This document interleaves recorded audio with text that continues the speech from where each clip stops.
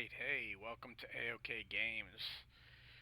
And I'm gonna narrate this the best I can on this study level, extremely complicated aircraft. This is literally like my third, fourth, or fifth time trying to fly the Fenix simulations. A320 Airbus. It's quite a lot of fun, but it's definitely not a 5-minute task to get this up and down off of the ground. So, even if nobody joins the stream, that's okay. I'm going to hopefully archive this in the YouTube section of my channel.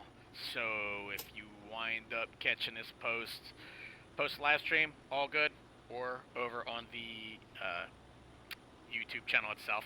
Anyways, so as you can see, open the door for some fresh air. But yeah, that little iPad here, basically, so I'm just gonna be using that pretty much in my actual iPad.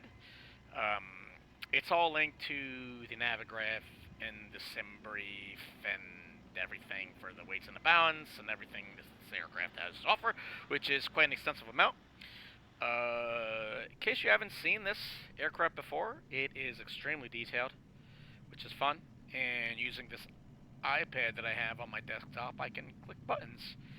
And it adds cones, it adds ground power units, it connects the tug, you can steer it from the iPad app, you can do a lot of cool things, including program the flight. But I did actually add the NAVIGRAPH charts on here for our planned route today, which we are at Tokyo International, Romeo Juliet Tango Tango, and we are heading through the waypoints as well as the airways over to Kansai Airport, which is also over here on the southwestern portion in Japan here on the island. It's Romeo Juliet Bravo Bravo, and it's actually a man-made island. So they're both DLC airports from the Sim Marketplace here in Microsoft Flight Simulator, and they're pretty highly detailed, actually. I haven't flown to Kansai in the game yet, although I don't know if the standard one's there in the game or not. May or may not be. Please don't quote me on that, but the one that I have is actually the DLC version from the Marketplace, as well as this one as well, so all purchased within the game. Unfortunately, the Fenix is not available, this 320, through the Marketplace, and it never will be.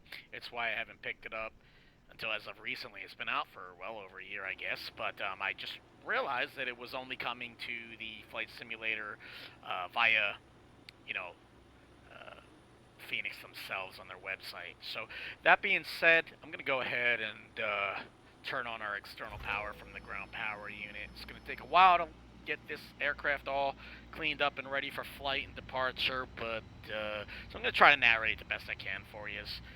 Let's go ahead and throw the navs on. Let's have the make sure the emergency exit lights are armed, right? Always want those. We're going to put the no smoking to auto. We're going to leave the seatbelts off for now. And let's make sure that our center pump is ready for the APU start, because we're going to run off APU and then get rid of that ground power unit. So to do that, let me check my message boards here.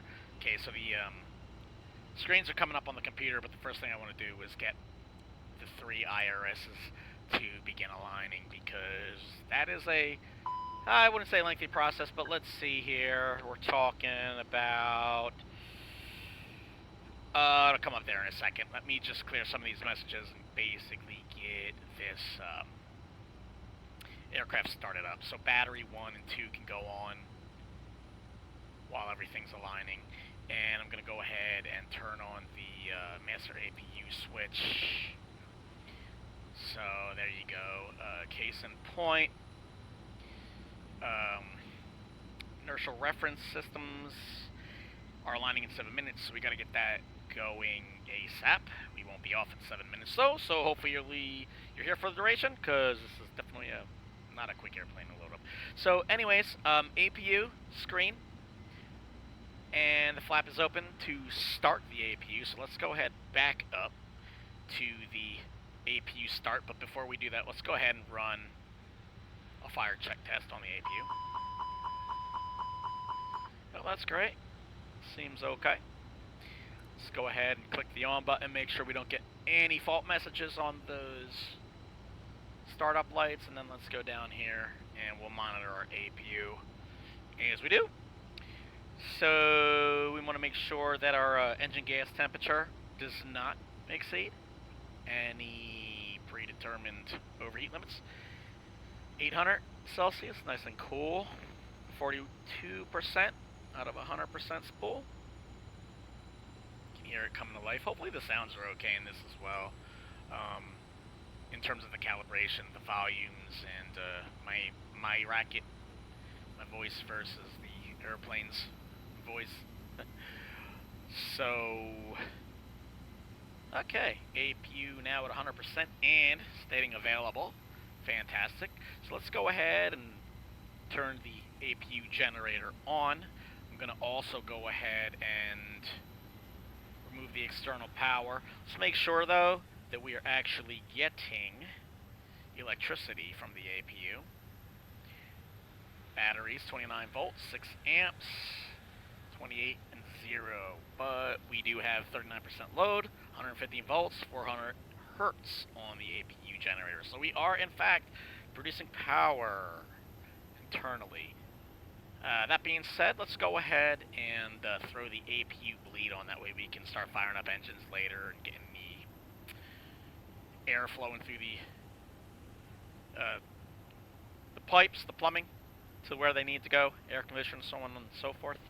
That being said, let's check on, I know it hasn't been 7 minutes, but let's go ahead and check on IRS in 5 minutes. Okay. With that, I'm going to come down here, and we're going to go to this. We are going to go to the AOC, then we are going to request weather. We are going to tell them that we are at RJTT, Romeo Juliet Tango Tango. We want METAR weather. I'm going to send that. Takes a few moments. And also want to go to flight initialize. Now I'm going to hop on over here basically to the EFB. Unfortunately, you guys are not able to see that process, but I'm going to do a few screen swaps here, and I'm going to get the flight info that we need from the pilot briefing in the EFB. It'll tell us all about our flights, our weights, things of that nature, so that I can plug them into the computer so that the computer doesn't freak out, because this is an Airbus. It means it's a computer. That means if we don't do it the right way, it definitely is not our friend. Does not like us. Not plugging in the parameters. So our flight number today is ABS 1234. Of course, this was all pre-planned in the Simbrief / NAVIGRAPH. So got that all done for you, so you don't have to see all that. Romeo, Juliet, Tango Tango. And we are headed to Romeo, Juliet, Bravo, Bravo. And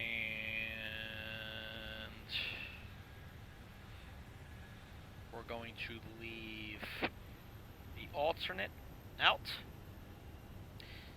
Actually, we will not. We will call our alternate Romeo, Juliet, Golf, Golf. And then we're going to send the initiation out. And we will go back, let that work. We'll come back to receive messages, as it were. A lot of the programming on this aircraft cannot be done, I find, until the IRS alignment is completed. So we've got 3 minutes on that, not the end of the world. I'm going to go ahead and throw our transponder into the auto and transmit receive. I also threw on the PWS here. And let's go ahead and get ready to do the Airbus thing with the computers. So we'll also check this, of course. APU valve is open for the bleed air, and temperatures are rather decent. That is good.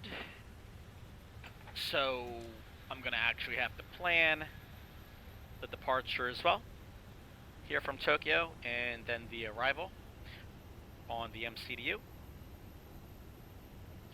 Now I'm going to go ahead and talk to Tower and see where they want us to depart from, because sometimes Simbrief seems a little smarter than the game, air traffic control. Tokyo ground ABS 320 Alpha Bravo Sierra 123 And let's make sure that we do not get any inconsistencies. Sometimes they want to take you out on a different route that doesn't have a different, that has a different SID. So 3-4 left.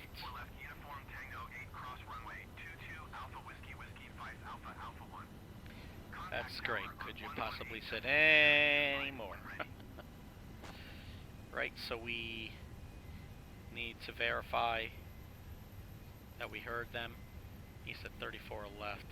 Taxiing hold short runway tree 4 left using taxiway Foxtrot 1 Tango cross runway tree 4 left uniform Tango 8 cross runway 22 Alpha Whiskey Whiskey 5 Alpha Alpha 1 ABS 320 Alpha Bravo Sierra 1 2 tree 4 heavy. And in looking at our flight, looks like we're going to be reaching flight level 380. That's 38,000 feet. As I'm checking the iPad, again, apologies, I wish that I could show you that, and I could, but it's much easier to click with the fingers on the iPad than it actually is to deal with the in-game EFB. So they said 34 left, however, the route is saying that we are going to depart on 4.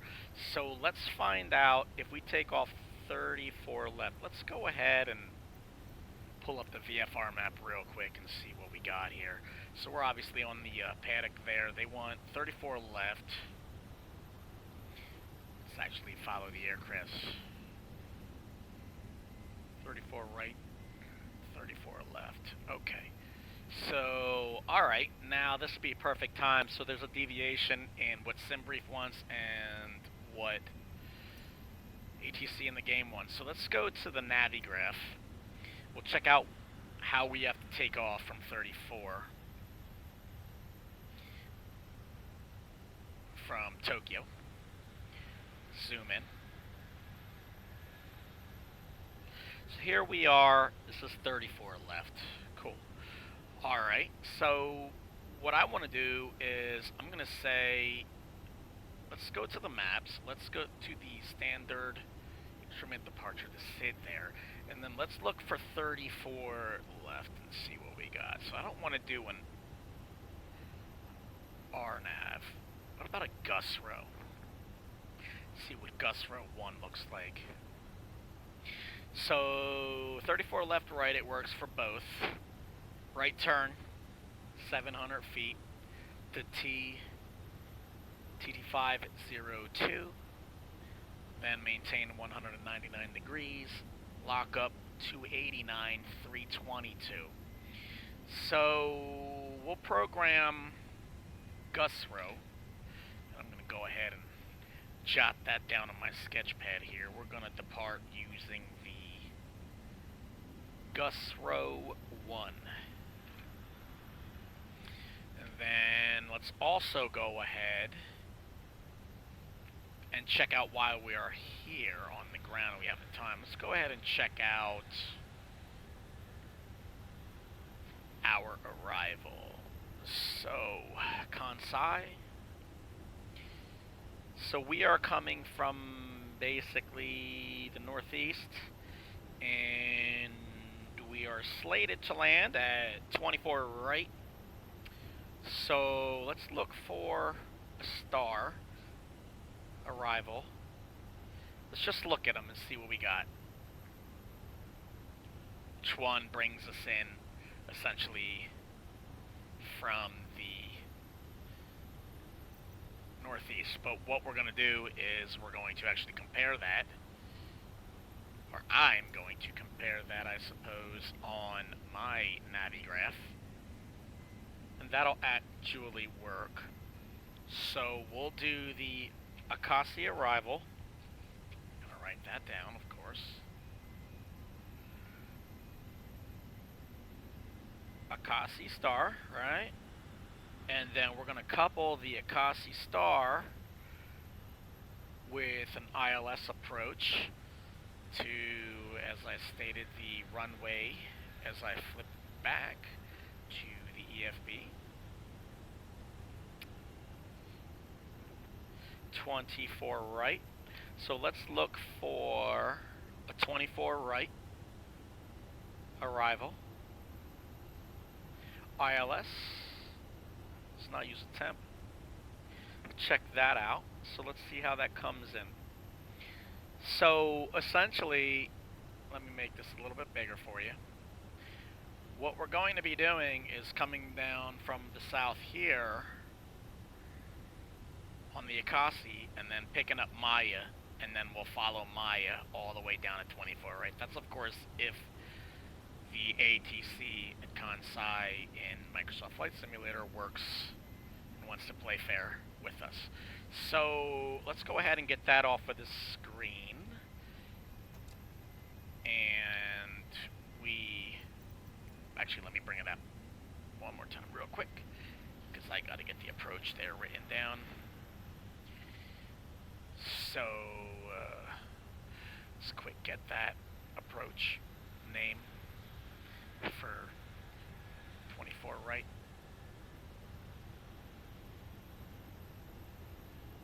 Okay. And I'll leave it on that there as the Maya transition. Okay. Now let's go back to setting the aircraft up. I'm going to look for the received messages now. We got the weather. Okay, but we did not actually pick up the load plan. So let's see why that did not go. We'll send it one more time, and then if it does not pick up, I'll reload the weight and send that to the plane, and then send it back to whoever it is, maintenance control, whoever. But in the meantime, let's go ahead and do our diff rips. So navigation accuracy upgraded, good. GPS primary, that is good. Initiate. So we're going to go ahead and init request.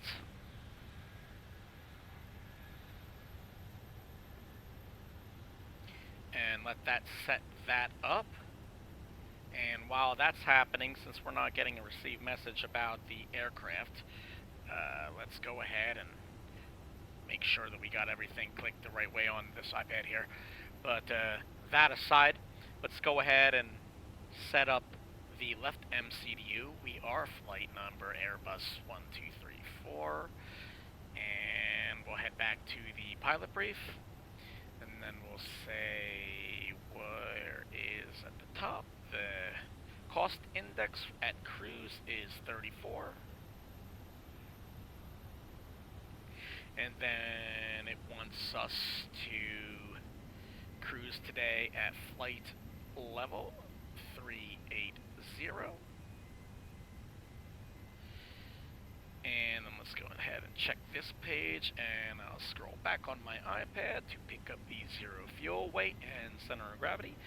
So zero fuel weight, we are carrying 97.3, oops, I'm going to round up, 97.3 tons, and we have a CG of 26.9.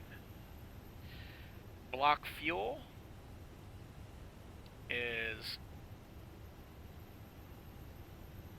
we plan for 14,410 pounds in Simbrief, but we currently have 14,345. So let's go ahead and plug in 14.43. Optimism. Like it. Okay, so that's all good there. It's planning all that stuff, and then need to go to the wind page and request the wind parameters.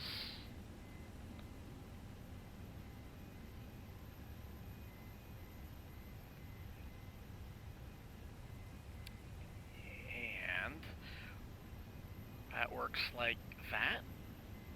Okay, now I know why our flight number is not working and why they're not doing it, because I was making a typo error. So let's go ahead and fix that on our AOC over here instead of it being, I'm not paying attention. So instead of it being ABS 320, you know, Airbus 320, the flight number is actually 1234. So obviously I'm not intelligent enough to pick that up. Anyways, now let's send that correct information out. Wait for the received. At least it's a decent enough day out there. Okay, so diffs. So the next thing we're going to do is the flight plan.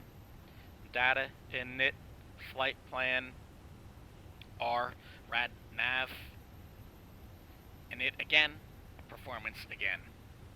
That's how we're going to do it. Second, well, we'll just copy. It's not a big deal. In fact, I'll do that now. I'll copy because we're not going to toss in a flight plan that isn't, we're not going to divert anywhere other than Kansai. So, right, they want us to take off essentially from 34 left. So let's go ahead and program that into the MCDU. So departure, we're going to go down and we're going to look for 34 left. Departure.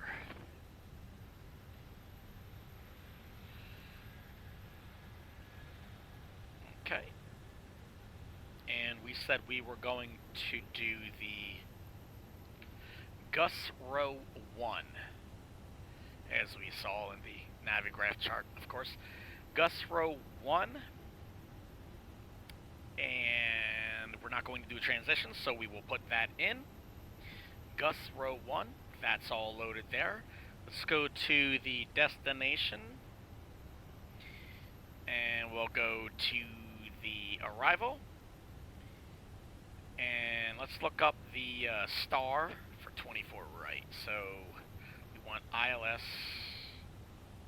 24 right, and we're gonna do the star Akasi, and it's gonna be via Maya, just like we saw on the thing. We're gonna fly around, just like that. Okay, let's check our flight plan, make sure that there's no discontinuities in it. If there is, you hit the clear button, you press the line that the discontinuity is on, and you hit the insert. Bye-bye.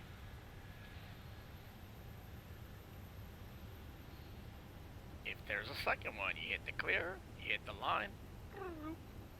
Bye-bye.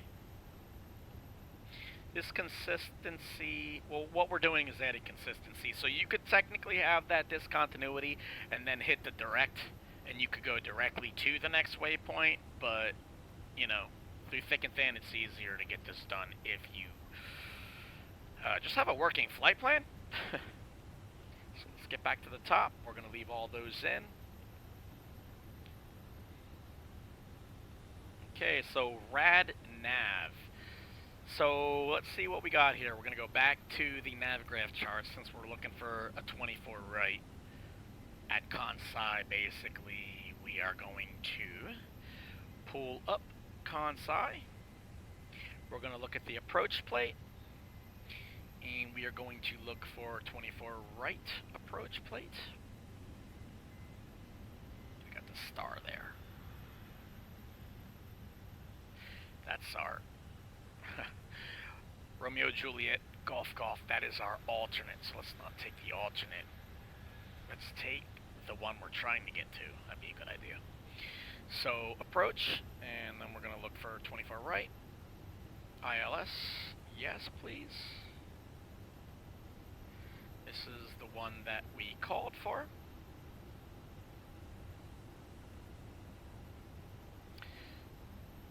So let's see if I can hide that, because it should not be showing up like that. Let's see here. Airports, flights. And then let's try that again.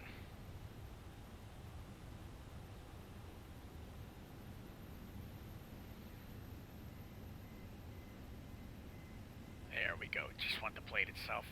Okay, so we're gonna make sure our aircraft is correct. So it's saying that the localizer is actually different. So let's go ahead and plug in for now.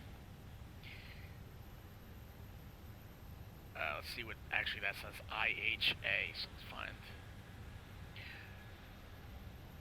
another. See if we can find another ILS.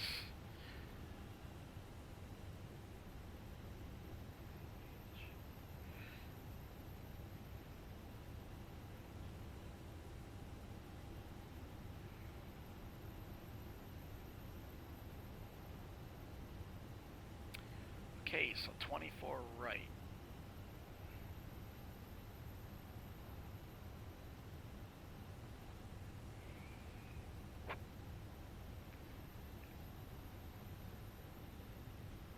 Yep, we're not going to do an RNAV. So for now, let me throw in 1085.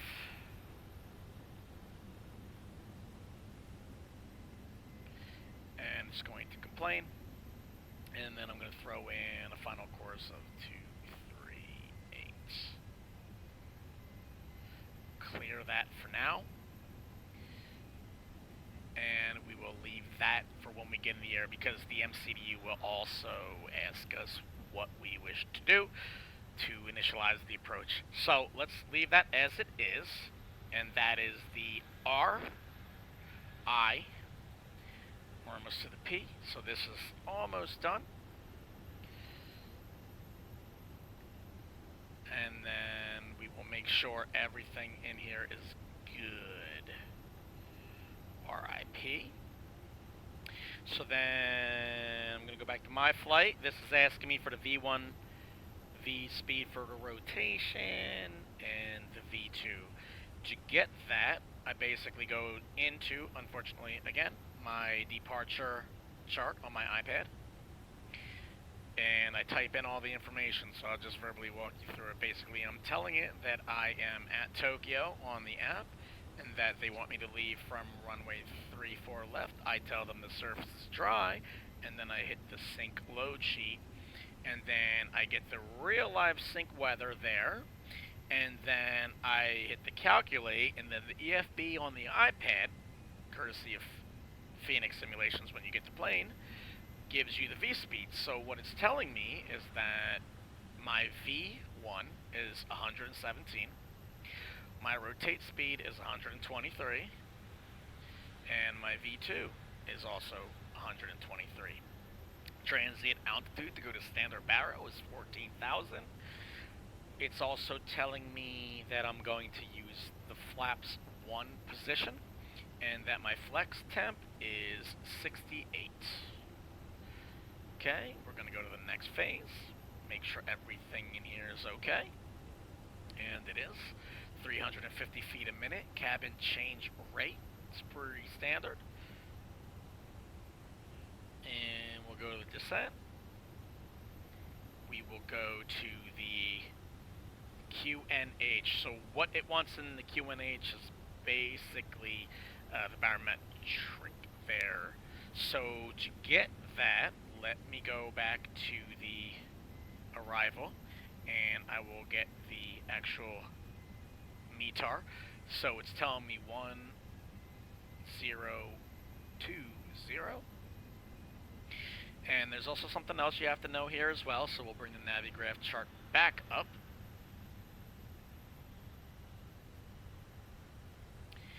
It's telling me, and it wants to know, let's go to the approach again for the airport. And then we will go to 24 right.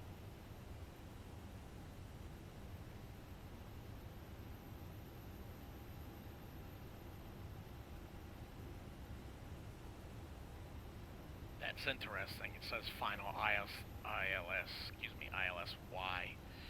So we'll look up the Y plate for 24 right. And let me make this a little bit bigger if I can for you. I'll zoom in. So what we need here is the barrow, right? So the barrow is the A H, 223 feet. So you come back down to the MCU, 222. 100 above. Excuse me, Minimum. 223. Okay, yep, we hear you. It also gives us our go-around information and all of our other phases. Okay, so basically this is set up, but what I want to do is let's go back in here and look at our destination real quick, because that said ILSY. So 24 left. Curious. Yeah, there literally is no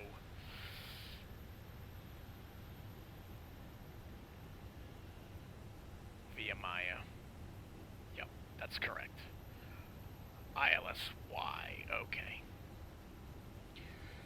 So RadNav 1085 with the course.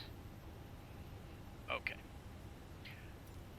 As it were, let's go ahead and throw on, make sure everything's good. That's all good. Let's go ahead and go back and also check the received messages now. And we'll do it from this side. That is strange though. I've never actually had. Not sure why. I thought I changed that. I don't know, maybe I did not.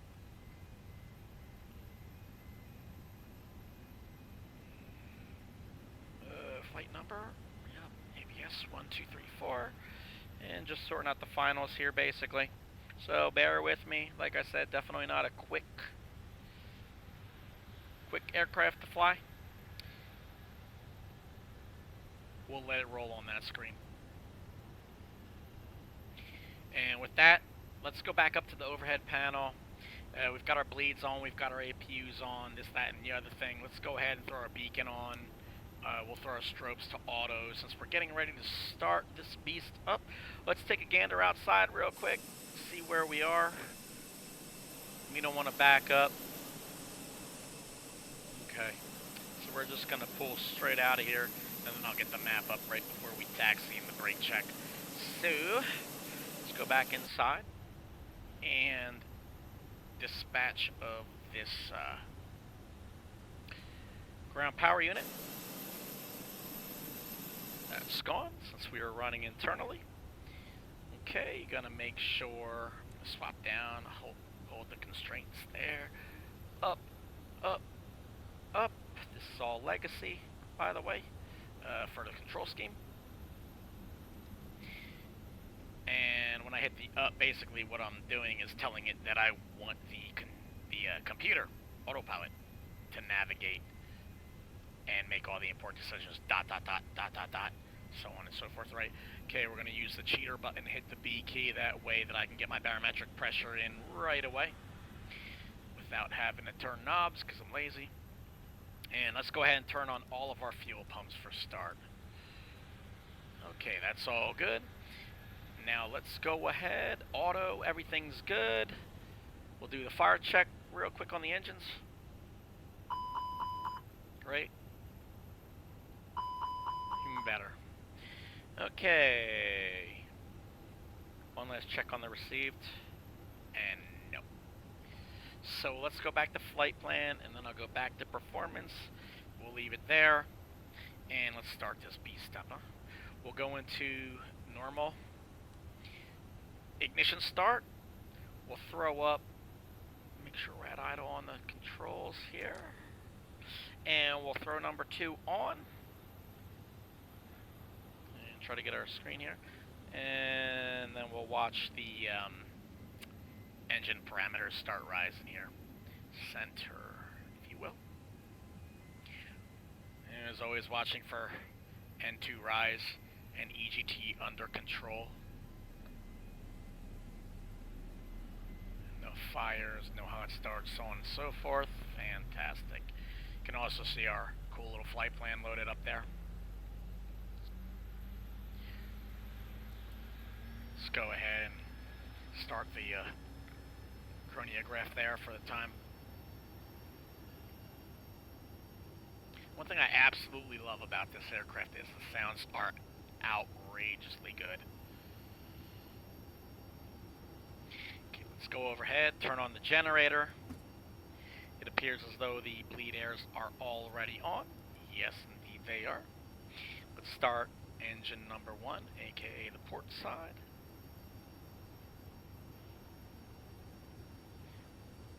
Same strategy. Or in English, strategy.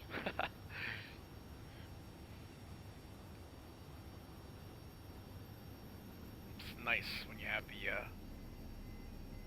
full authority digital engine control. You do not have to worry about fuel control levers or anything like that. It just goes.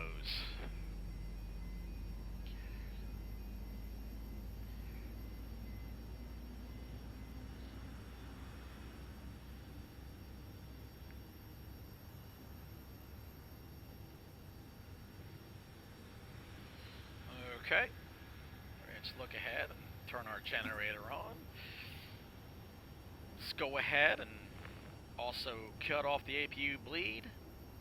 Let that run for a brief moment, and then I want to come down here and check out these e-cams here. Let's make sure that everything's okay with our engines. Bleed airs are on, APU is cut off. Electrics are working, generators, both IDGs, everything's good with that. Temperatures, hydraulics,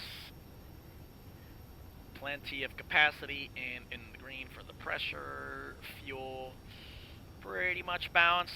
We're a little lower here, basically, though. You know, basically because of the APU running. So, doors, flight controls. Okay, we'll go ahead and we'll check them now.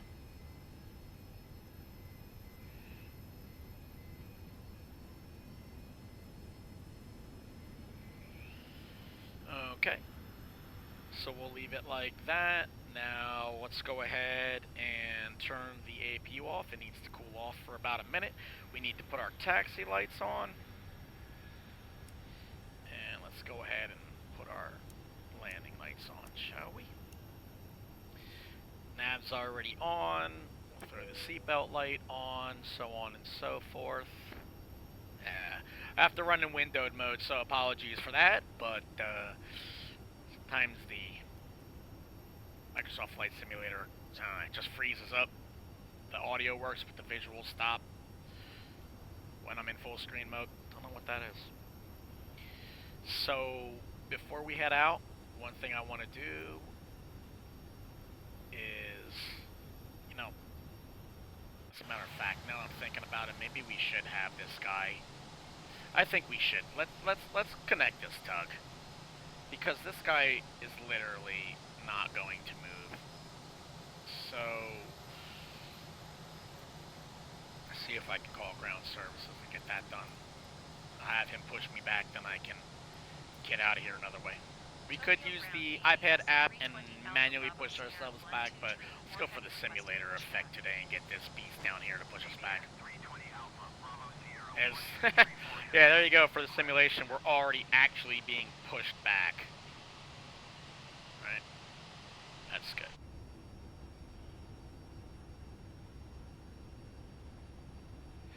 Okay. So we want to make sure. Yep, look at that. And somehow he is pushing us back through osmosis. Very simulator-like. Tried using the app, like I said, for, you know, oh, wow. Okay, there you go. Quantum phasing. He literally just quantum teleported every single molecule of his tug right onto our gear. Thanks, hopefully he didn't break anything. So we're going to go back far enough just so that we don't have to run this guy over. And now that we have everything started up, I'm going to have to also close that window. Pilot in command. That's cool. Leave me alone. Tokyo ground ABS 320 Alpha Bravo Sierra 12 Tree 4 Heavy, requesting the end of pushback. ABS 320 Alpha Bravo Sierra 12 Tree 4 Heavy, request to end pushback received. Okay. So manually on the brakes, let's go ahead and put our parking brake back on, as we do not want to do that. With the tug, make sure that our ignition goes off. Should have been off a while ago. That's okay.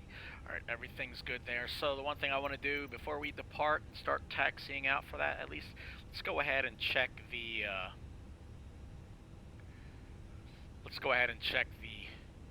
departure plate real quick. I want to see what it says about getting out of here and making a right turn. So, of course, if you remember, we're looking for the Gusrow departure. Where you at, Gusrow 1? There you are. And let's see what it has to say. Fit to screen, please. Thank you.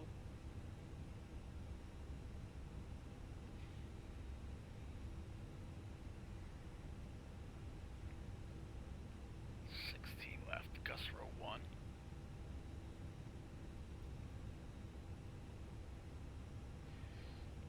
Okay, so let's actually check something here before we make a colossal mistake.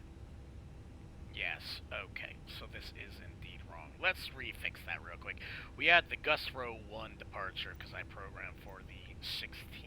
They gave us the 34 left. It's always good to pick that up. Which I guess we could have flown out and, you know, done a right-hand turn, but for argument's sake in simulations, let's obey the flight rules. Let's do departure.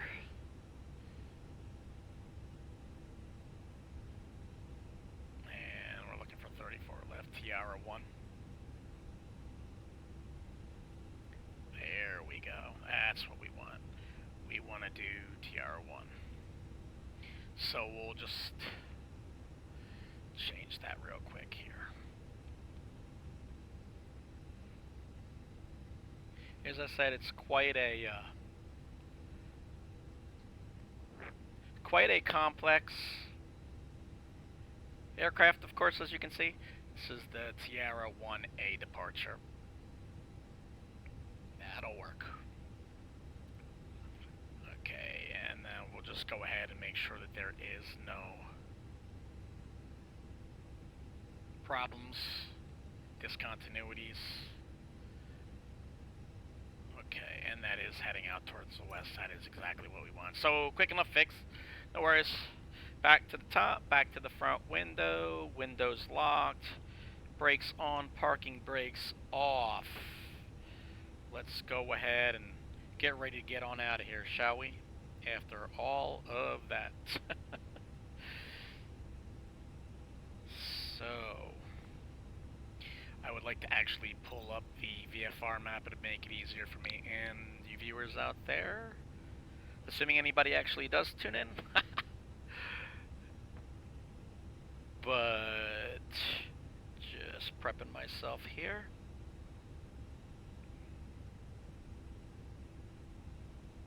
Entering the TR1 new departure plate. We need to climb a heading of 043 at or above 700 feet, direct to Torum, to Pluto, to Kaiji, to Intel, at or above 9,000 feet. So let's just go ahead and pre-program for 9,000 feet. That's what we want. Let's go ahead and auto-throttle that with the up. The up. We want to get out of vertical speed. Track lat. Oh, sorry. Itching here. 4.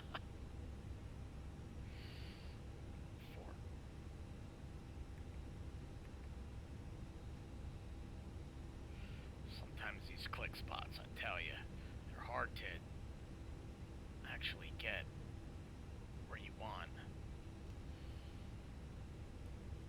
Okay. There we go. So, 34 left.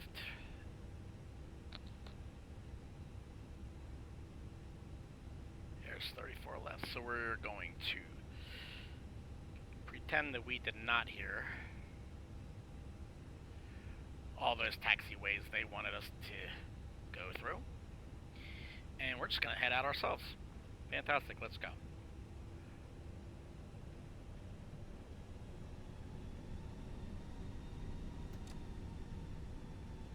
Now, if it's a little choppy, of course, that's loading in and out, you know, of the NAVIGRAPH and everything else. But then, beyond that, you know, this Tokyo here is... It's absolutely... You know, between the buildings and the city is... condenses the city is with people. It's hard on FPS, to say the least. So once we get out of the city, it will be a lot quicker. That being the as soon as we take off as well, it seems like the performance picks right up. So we're on our way. 34 left. Everything seems to be planned. It's quite a timely ordeal to get off the ground with this aircraft, but I feel it's worth it. This is definitely a step above a lot of other steps as far as the aircrafts actually that exist in the game. There are quite a bunch of awesome aircraft that I would say are quote-unquote study level, but none that quite hit like this one. So that's a good thing, I suppose. I wish everything was this detailed, but sometimes, I guess, when you're literally trying to get off the ground quick, naturally this is not the easiest and quickest thing to do. But for the time investment in it, it's worth it, I feel. Gonna have to cross an active here.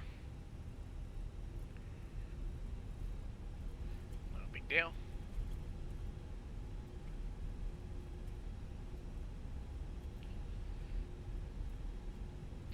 And if you are watching now or later, as in during the live stream, or actually on the archive portion of YouTube, thank you very, very much for being here. Clear to proceed, says I.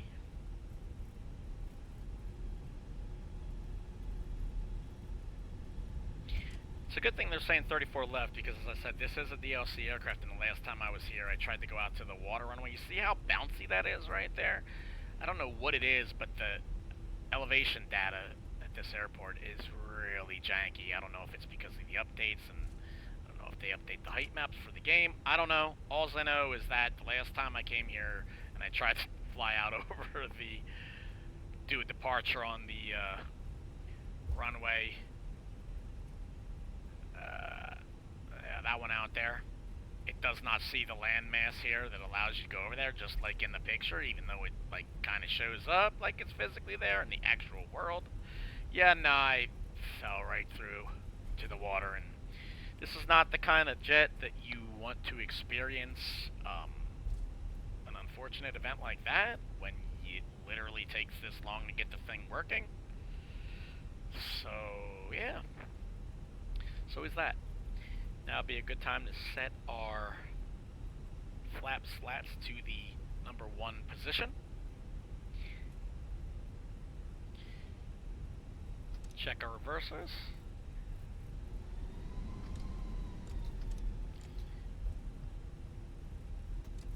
And those do work. Also, I guess worth mentioning, if you notice the throttle detents down there, either popping in or out, going high, going low, clicky, clicky, clicky.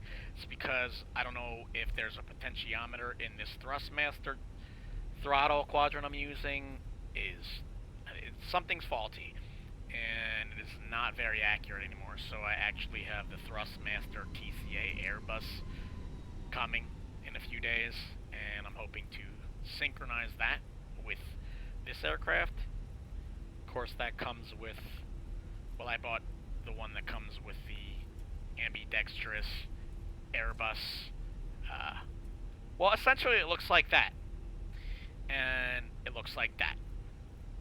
So those are the new things that are hopefully coming my way. Make flight a little bit less janky.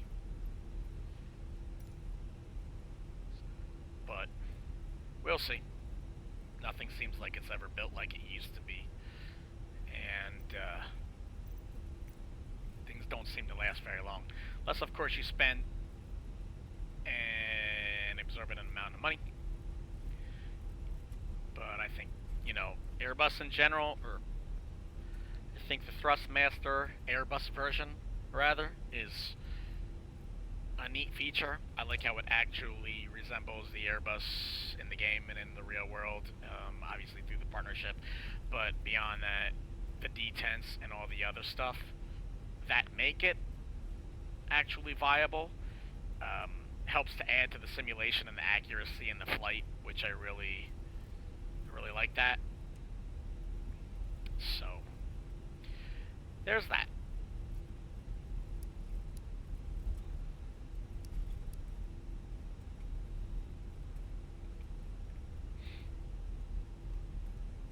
Hopefully everybody out there's doing good today.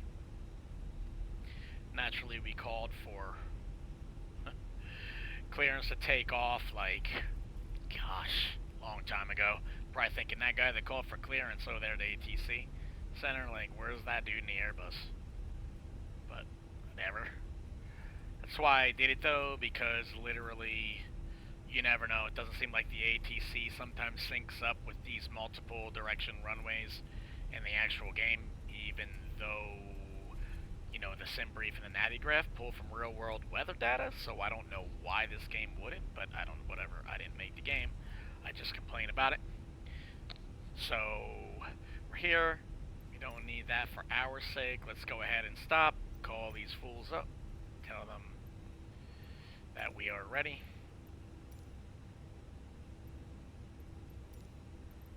Tokyo Tower, And we'll verify that we are at Alpha Bravo Sierra flaps 1, 2, mode 1. 4 heavy at runway tree 4 left, ready for departure straight What on I like departure. about this is if you fly, Alpha, Bravo, Sierra, try to make this smaller. heavy wind 178 at Niner.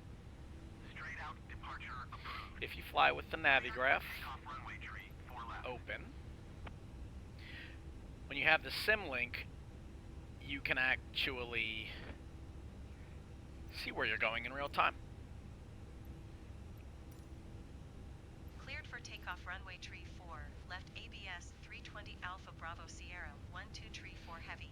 There we go. Alright, let's line up.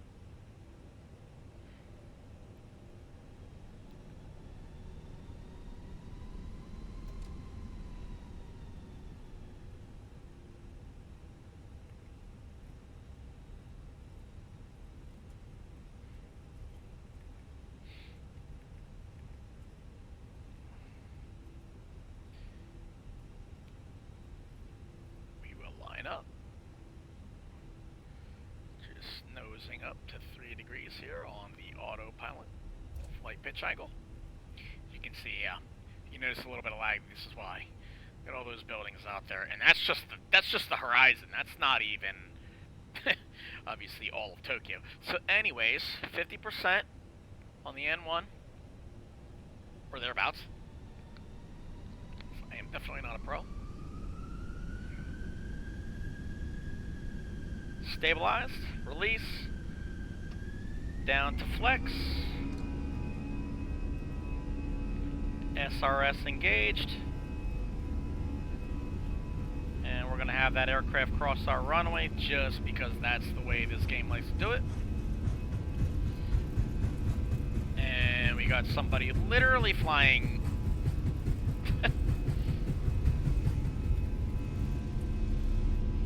I did not rotate at the V1 because I wanted to pick that speed up to get out of there ASAP. So, airspeed indicator above the S, slats, flaps up, throw on the autopilot, come down to climb, detent. We are in throttle climb, we are in climb, we are in nav. The aircraft knows where it is. It's following the arc. We are headed to Kansai Airport. So the transition altitude, I believe, is 14,000. Let's go ahead and retract our landing lights so that we do not rip them off from overspeed. Let's talk to this guy. Thanks a lot. See you later. Tower ABS 320 Alpha Bravo Sierra 12 tree for heavy frequency change. Okay, we're gonna just leave it where it is. And we can open this up a little bit bigger. See if we can track our aircraft here. Not sure how to center in on that.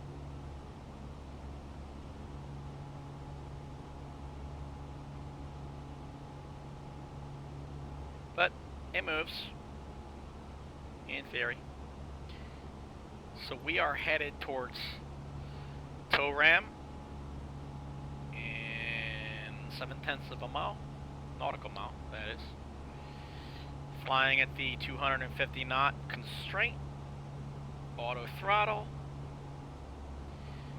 dashes everywhere, aircraft is doing its thing.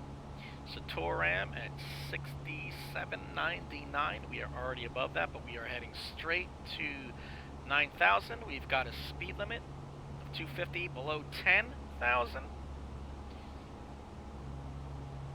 Let's check some outside external views for a minute, eh? We can see some Tokyo.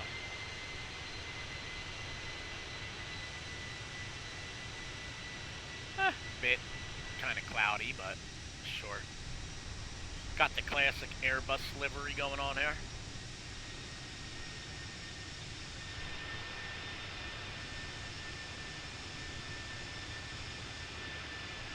Beautiful.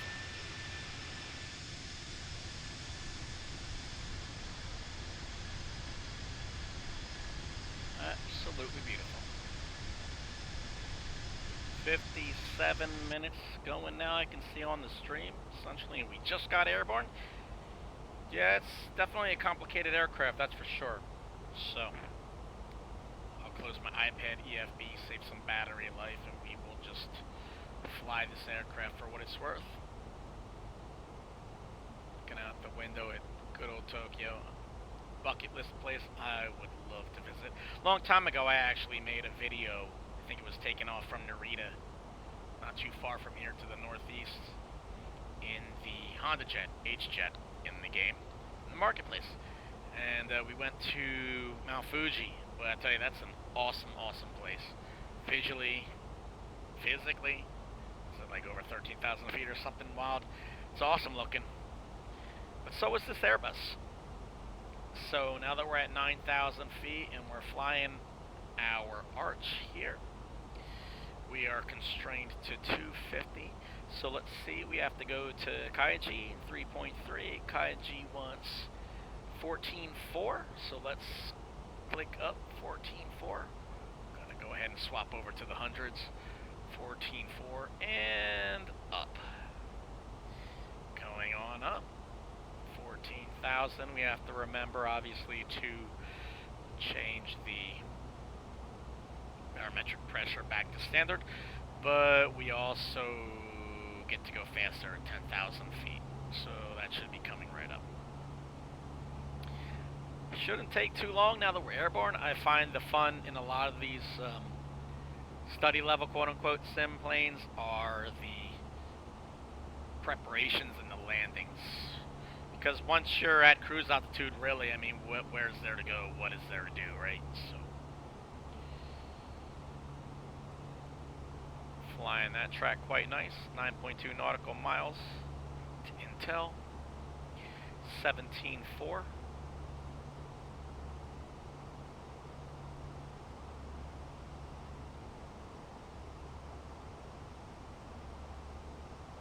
And I always like to hit the up route.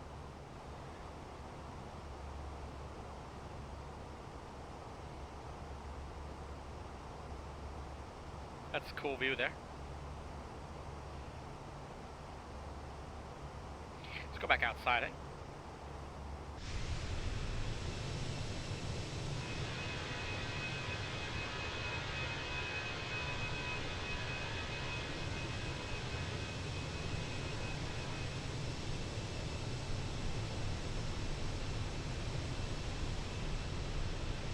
There's a lot of people down there, huh?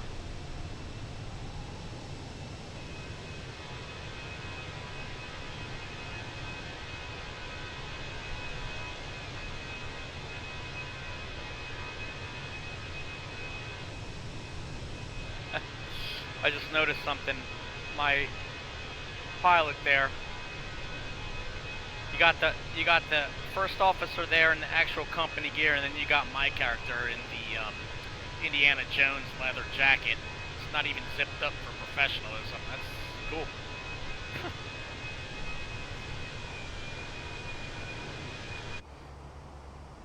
Okay. Half a mile to Intel. We'll meet our deadline at 17:04. Again, apologies for that taskbar on the bottom, but if I play in full screen, I don't know. Everything gets wonky. So there is a constraint there, 9,000 at Intel, but I'm following my MCDU. 17,000.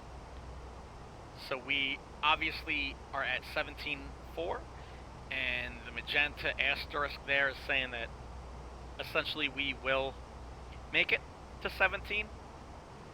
So because we are already there, we've made it and then some, plus altitude. The higher we get, the faster we get there, the more fuel we save. On Simbrief, I did not actually plan for too much extra fuel, so I am expediting the climb. Layer 233, flight level 233. That's 23,300 feet. Up, up, up. And legacy controls.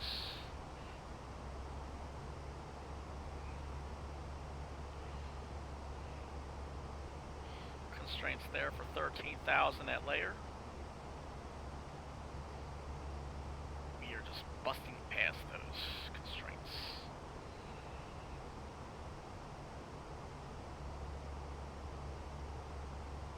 Get rid of the discontinuity there.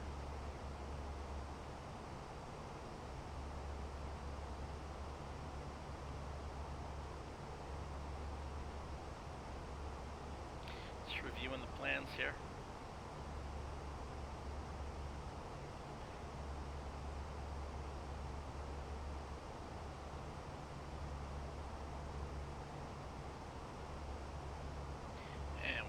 To the base.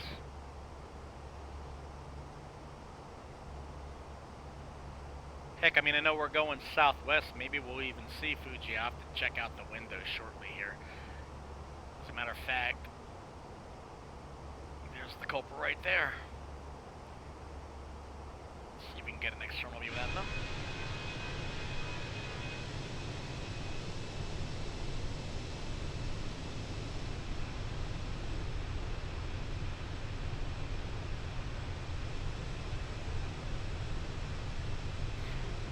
Now Fuji.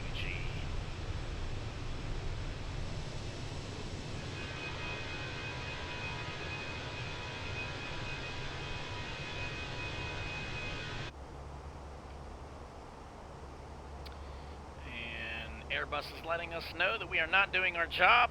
Dangerous pilots on board need to go to standard barometric pressure. 1013.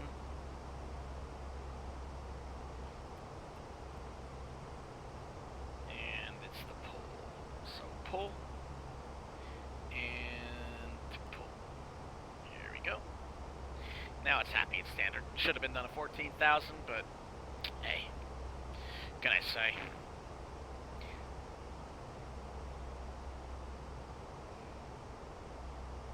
All right.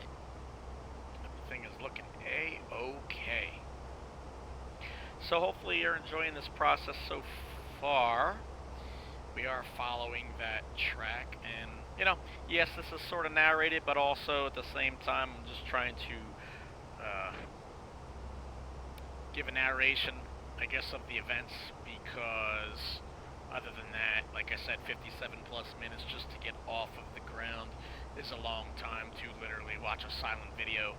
And if this is the first time you've seen the aircraft, you might be thinking, does this thing even fly? How long is this going to take? So that's why I'm trying to verbalize the process here.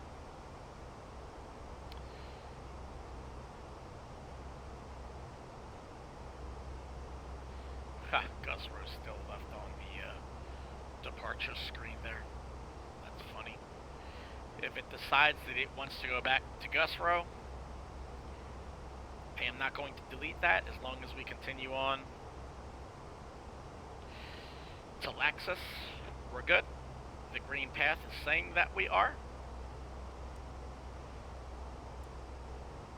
Check that out. Seems as though it's happy. Yep, 35 miles to Laxus. That's good. Of course, Gusrow being the previous incorrect departure. And then they say, I feel like I have to mention, they say, you know, study level, but it also has to be taken into account that an Airbus 320 is not and has never been single pilot.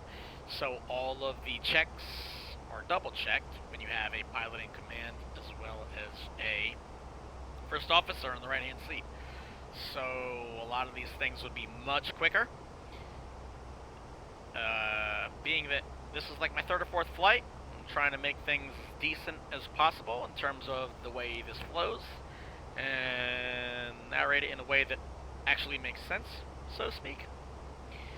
And I find that quite difficult actually on such a complicated aircraft, as well as managing an EFB, narrating and trying to fly the route without taking, I don't know, an entire day. But it's also good for the archival YouTube upload that way. It's not just a silent video for so long, because it's too much to watch. You're going to watch me talk through this whole video, you might as well actually be on the real plane flying over Mount Fuji enjoying yourself. So, the trip today should be, if I pull up the EFB again on my iPad here, we'll just look at some stats here. The flight's supposed to take essentially an hour and 14 minutes, more or less, hopefully less. And it's 479 miles.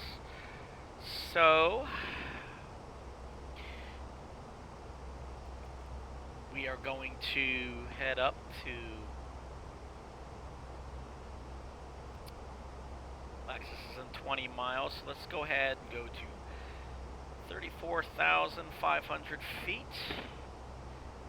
It's located here, FL345 on the MCDU. Up route, please. Tokyo Tower, all Nippon 477 ready for IFR departure, runway 34 left.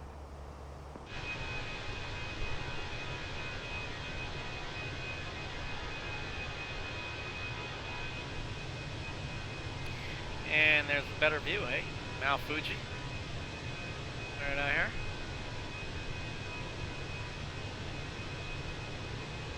Beautiful. So yeah, that flight with the H-Jet that I took a long time ago, we would have been much slower following the mouse curve, so we came around here, made it counterclockwise this way, followed the waterway. Pretty much just VFR'd all the way back to Narita again, out there. But today we're using the Simbrief.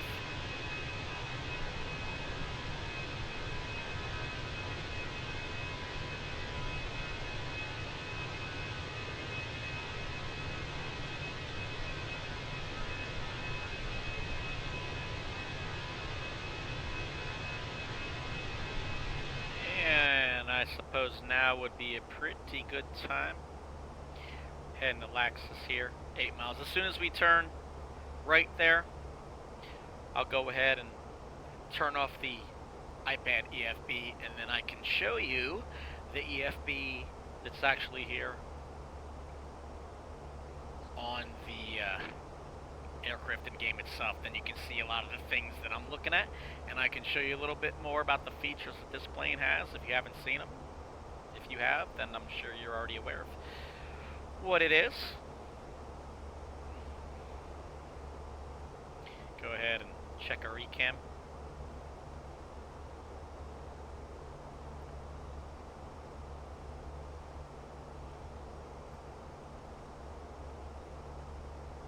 Still got cabin pressure maintaining 7,650 feet. Differential between 28,000 and climbing. We are breathing air comparable to 7,650 feet above sea level.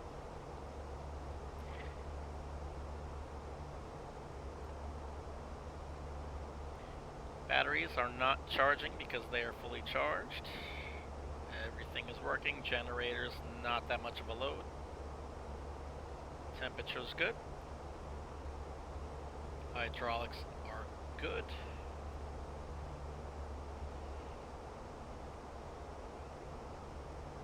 Fuel is good. We know the AP was off. 76, 74, 74. Doors still sealed. Of course, if you know anything about those Boeings, those sealed doors. A joke. Cynically, though, it's a good thing everybody was okay with that incident. It's always good news when people walk away from potential tragedies unharmed. Thankfully, they were alright. And hopefully they get to the cause of those issues. Like I said, I joke about the Boeing thing, but could happen to any manufacturer, I suppose, you know. Okay, we're on that straight and narrow, so let's just check one thing real quick here. We are on our way to Tome, 79 miles. Our cruising altitude is 38,000, so I'm going to flop that up to 38. 380. And let this bird get all the way up to cruise altitude, and then let's flip on over here and look at this EFB. So essentially what you're looking at here is exactly what I see on my iPad. And there's all kinds of settings here. So pilot brief, let's just go, we'll start from the right to left.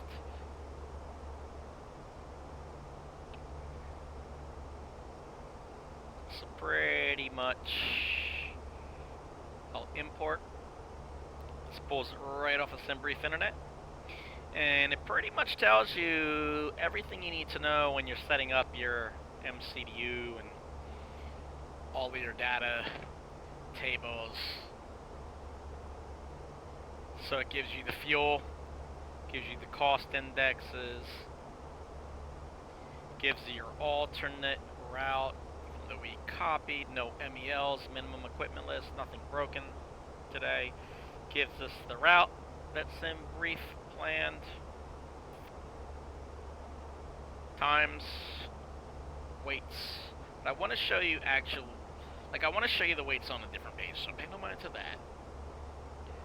Flight logs, Tokyo, lat long, altitudes, things of that nature. Yep, wind reports, averages, directions, speeds, temperatures, flight info, weather brief, airport weathers, here, there, everywhere, picture of the route, picture of the front, picture of the wind directions.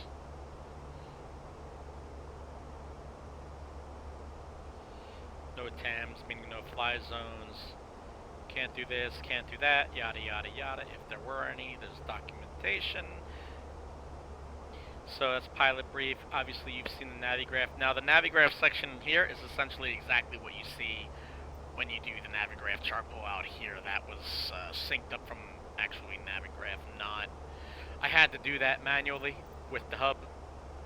There's departure performance, arrival performance, and I'll show you the departure because that was where I was telling you about the runways. So you type in the runway, or the airport code, excuse me, and you tell them what runway we left from 34 left, and we said it was dry.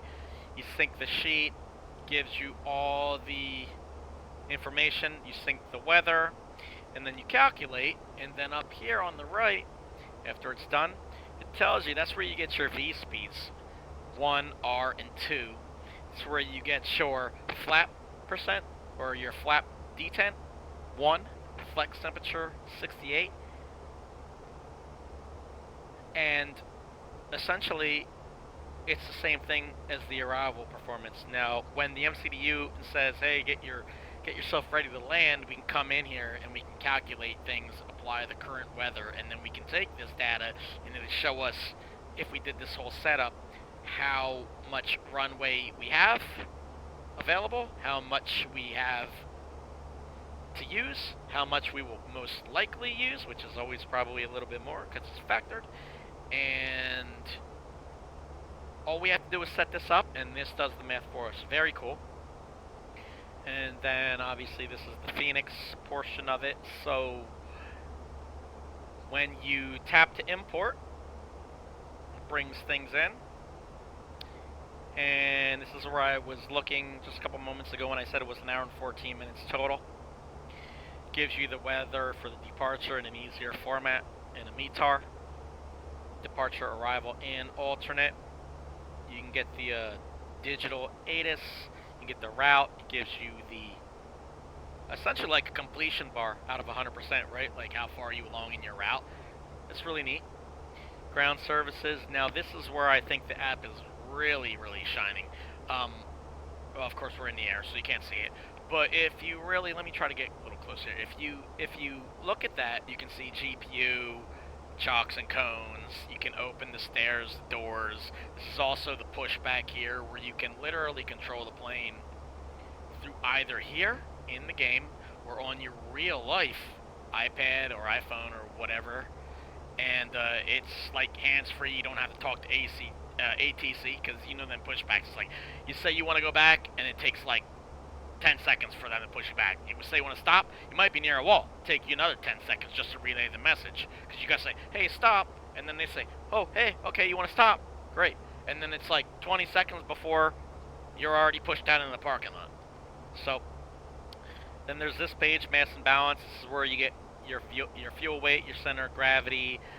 You've got your zero fuel weight, center of gravity. You've got your planned fuel, how much you actually have in the tank. Of course, this is your block fuel, you know. Gross weight gives you all those kind of things. It's got state saving. You can actually do that. You can do how many passengers, and this updates when you originally click on the My Flight area. So when you click on the My Flight area, this actually will update here. And then you can click, oh, load the aircraft, and it'll say you want to do it right away, you want to wait, you want to do real time, and you'll see the seats fill up and everything. You'll see the gas load. It's really neat. Sim settings as well. You know, you can set it up to your taste, your controls, your airframe, your cabin, your units of measurement, your radar altitude call out, so on and so forth. It's a very, I would say, complicated thing. So pretty much when I say I'm on the EFB on my iPad, that's the screens that I'm looking at to set up the MCDUs and everything else. And it's really neat. So let's go ahead and check everything. We are at 38,000. So we are at our top of climb, of course. And everything looks good here. Just going to go ahead and check everything else.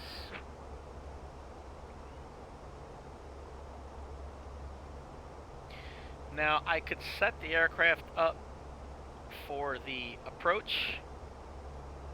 We've already got the barometric in there for the altitude. We know that the airport's not going to go up and down, obviously. So we can set that, but the QNH and the temperature and the magnetic direction, the wind, basically, you could do that now, sort of as I did on this side, but if it changes by the time you get there, which in the real world it more than likely would, you would have to do this again. So there's no point until we, start descending to actually do that. And I know this is a lot of information, however, just trying to narrate the flight. You can't, unfortunately, I feel like a live stream is a good part to actually explain this aircraft, because you really can't do a 25-mile flight with this plane to explain all the details with it.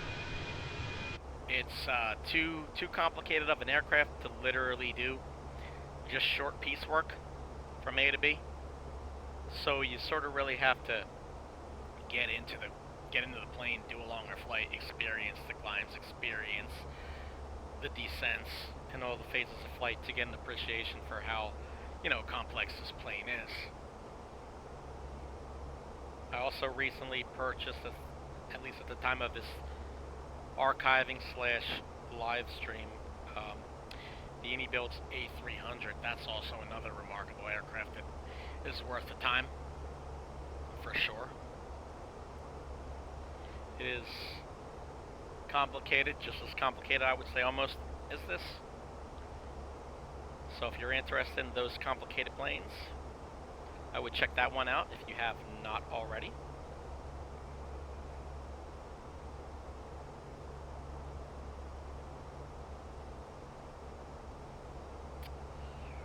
So we are headed to Tomei.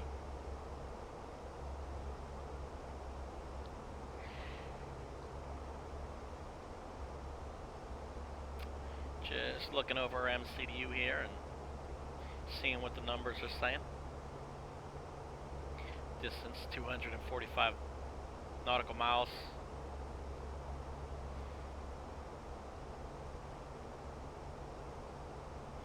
So Tomei, Kowa, Dandi. Then after Dandi, it's going to be the TD, also known as top of descent, Akasi arrival. We'll follow the Akasi into Maya transition. And then you can see, at this point, we're at 2,600 feet.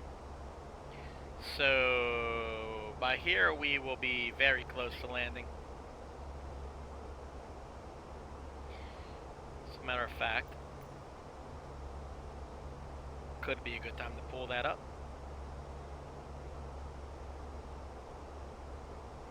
See if we can look at the route.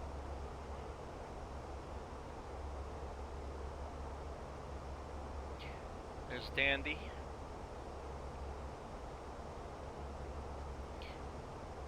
And then there's Maya. And then from Maya we'll transition to the ILS.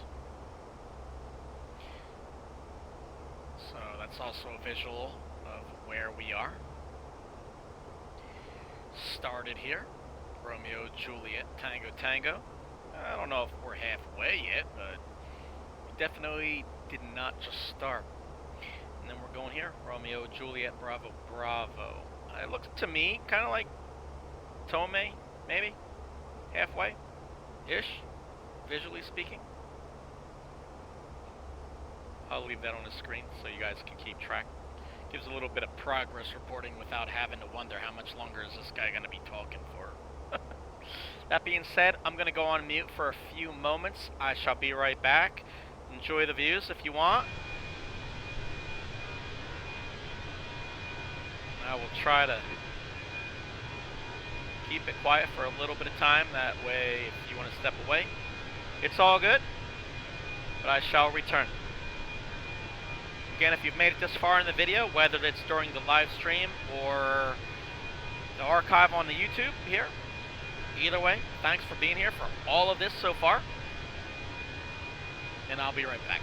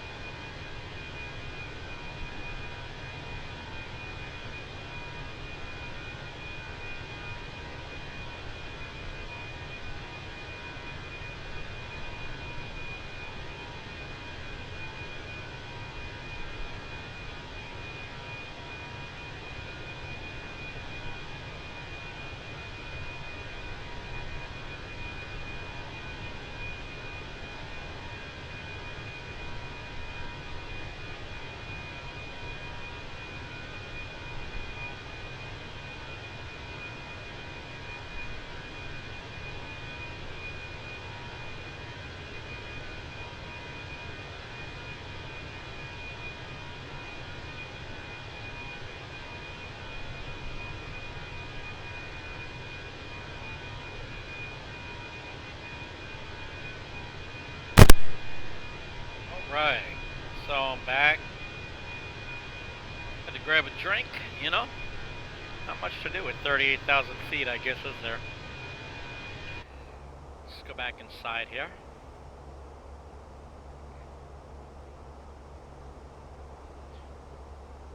Check things out. So obviously, in the time I was gone, we passed Kowa. Or rather, we passed Tome. Since my eyes don't work. And we're looking at 9.5 nautical miles, so we're moving.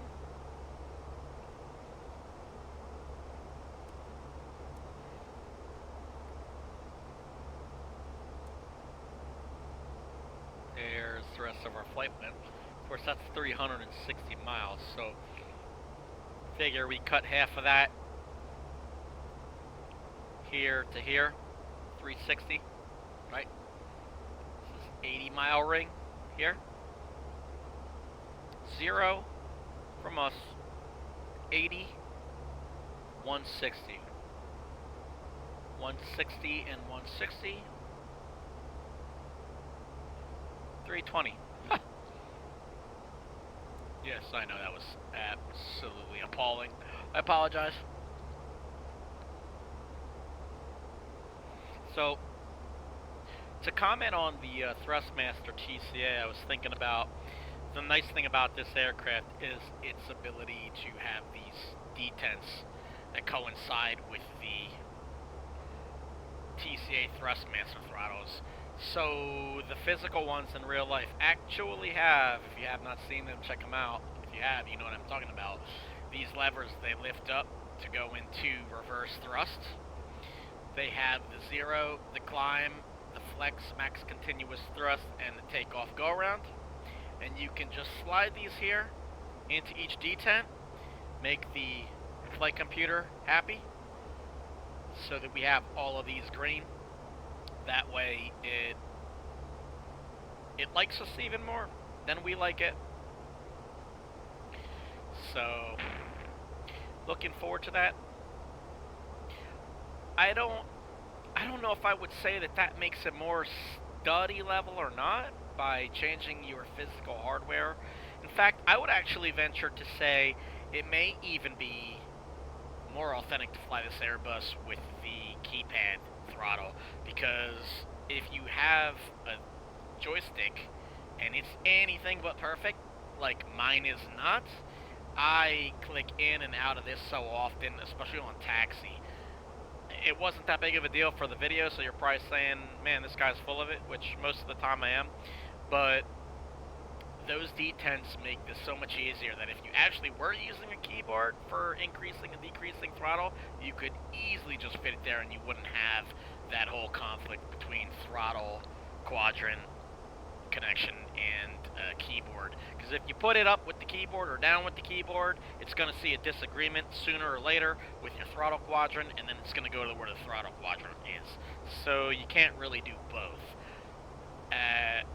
Moral of the story, yes, I talk too much, but I'm also interested in fixing this janky Thrustmaster that I have. It's the T1600. I think it's T1600M. I don't know. It came with the joystick, it came with the throttle and the rudders, and I stuck with Thrustmaster for the Airbus version because literally I just wanted my rudder pedals to work with it. So right here we've got two aircraft to our right, essentially 2,100 feet below us, I believe. But we also have to remember this is an 80-mile range here, so they are quite far from us. If we go down to a 40, that furthest one is on the 10 ring. Go to the 5, closest one is a little bit over 5, let's say like 5.5, 6 miles away, and below us to our right. So we're clear with that. Let's go down back here real quick. I'm multi-scan weather radar.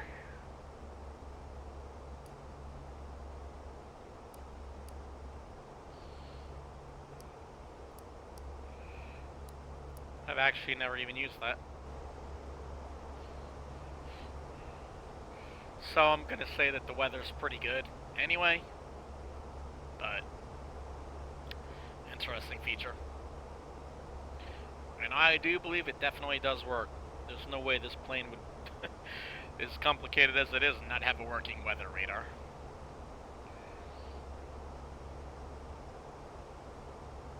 Also, as you know, I'm new to Twitch. This is only my second live stream that I'm trying, as well as porting that over to the YouTube channel, which has been fairly vacant and unoccupied for a while due to gaining college degrees and things of that nature. So now that I'm hopefully back in it a little bit more consistently, let me know. Throw a comment here, go to my YouTube and complain on my YouTube in the comment section as well. Let me know what you like about this. If you've made it this far, let me know what you don't like. Because what I'm trying to do is build a brand, build a presence, and literally entertain. Now I know this is, you know, not exactly an arcade game right now, so the excitement level might not be through the roof, but, or should I say sky high? But, anyways, yeah, I apologize profusely, that was terrible. But let me know, if you do get this far in the video, and you feel like letting me know what I can do better, what I should do better, let me know. I would genuinely like the input.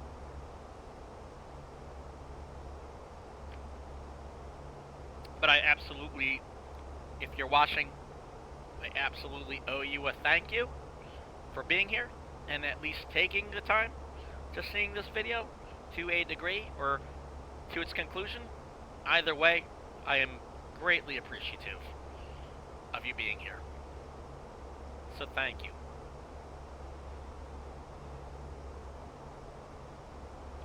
That being said, let's go ahead and take a gander down here. 82 nautical mile stretch towards Dandy. And we're going to start looking for a top of descent. 25,400 feet.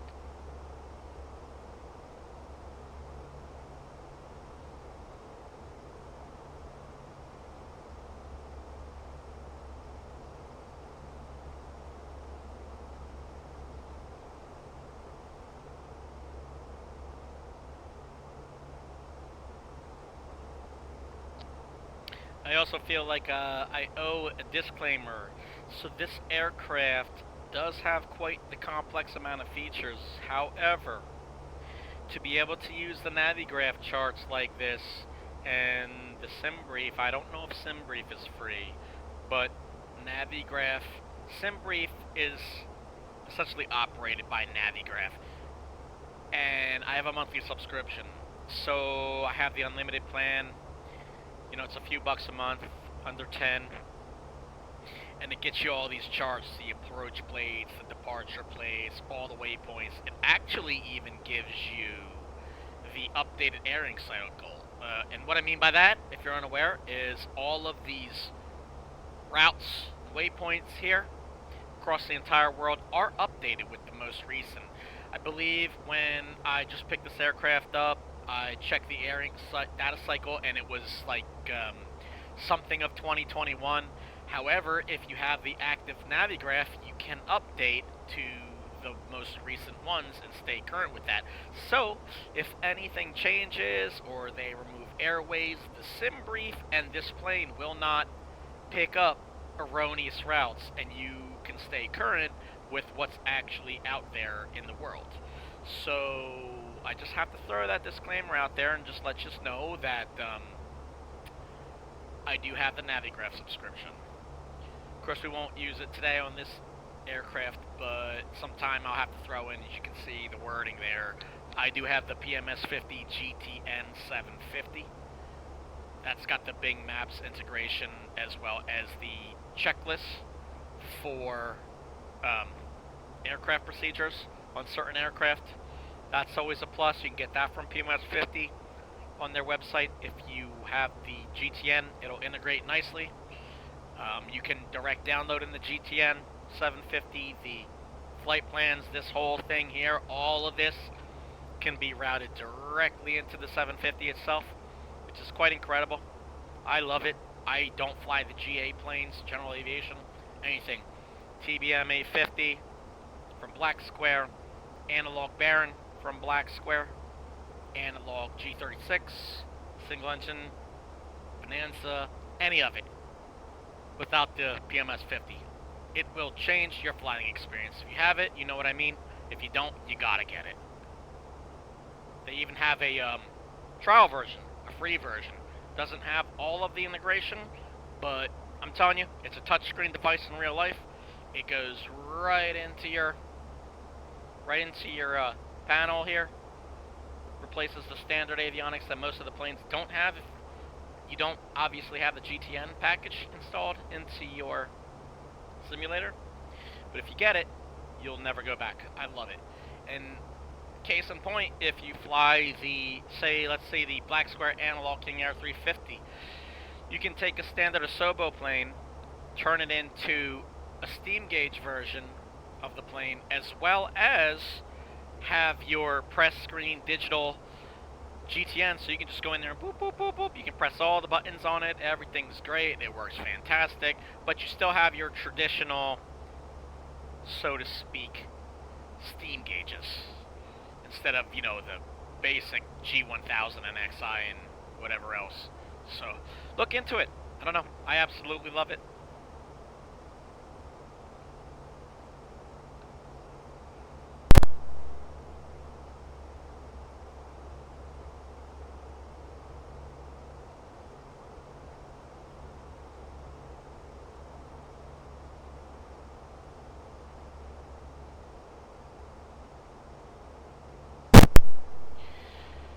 Okay, so as I was mentioning before, this wants that, let's take that off for now. We've got 28 nautical miles to get this sorted out. So enter destination data. It wants us to go in there now. This is where I am going to pull up on my side all those EFB features I was telling you and showing you about the arrival performance that we have to enter in.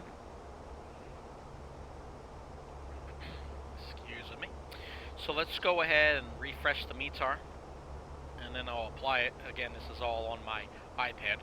So it's saying right now that Kansai Airport has wind factor of 270 at 10 knots. Let's go ahead and throw that in there. We're sticking with the 14,000, as that would be probably the national standard for barometric pressure change on our instruments there. So it's saying that the temperature is a solid 9 degrees. And then it's saying the QNH. We are going to throw in 1020 just to reconfirm that number.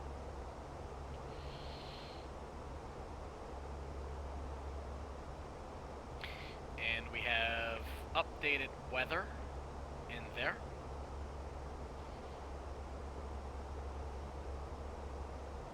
Okay.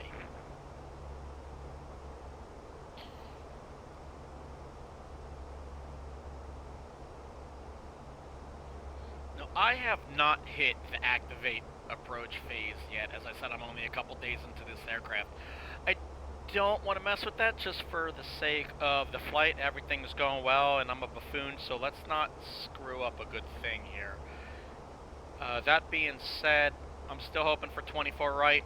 If they don't give it to us, I'm going to request it because it's just, you know, too much work to reprogram everything.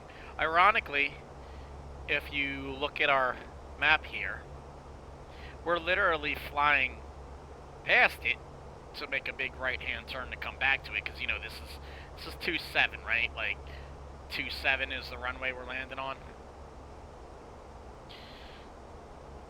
Or, excuse me, 24. So 24 here would coincide with 24 here. So yeah, we have to make that big arch, but we're not going to start our top of descent until we get to Dandy.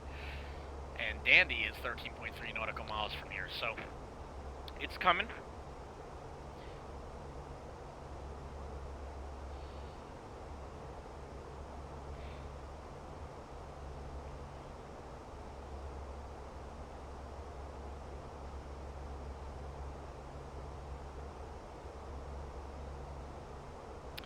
So let's throw in Romeo, Juliet, Bravo, Bravo. Get it direct. So we're literally 20 and a half miles from our airport. Yet, if you want to fly a Star and an ILS approach, you literally have to fly past it. So you couldn't, obviously, in the real world, you know, this is all just hearsay and not real world advice. But you couldn't just turn and go, well, I'm only 20 miles, so I'll just go straight in. That's not how it works. So we'll have to fly that, but that's okay. Because we're in it for the long haul, apparently, at this point. Fantastic.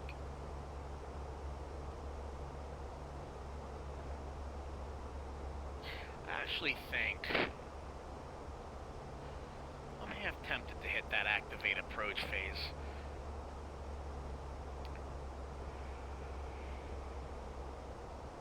But let me see on the flight plan here. If you're here with me or you've made it this far and you know more than I do, which is quite literally more than possible, please let me know. Do you hit that if you have this aircraft? Now, there would be a guide to watch, right? But, you know, okay. Forget the guide. Let's just play this by ear and see what happens, huh? Although I think I honestly will, because we can pretty much direct in. And then I can fly a heading, even if it goes wrong, we can figure it out as we go. But I'm going to say the top of descent. Let's see here.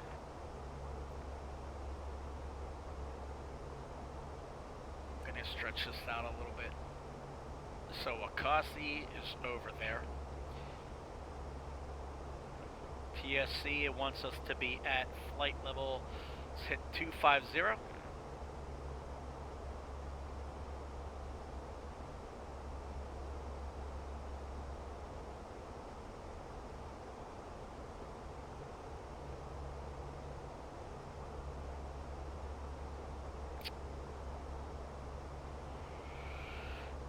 And then let's activate that.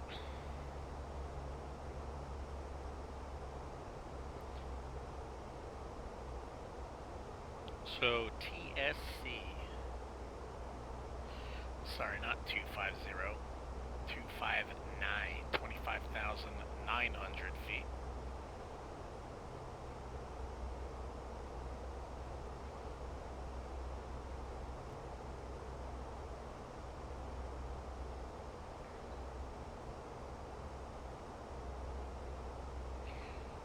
So 25.9 by TSC.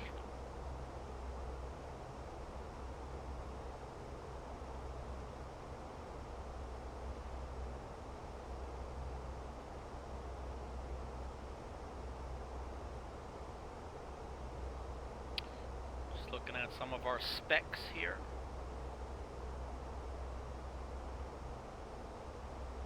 Let's go and hit that.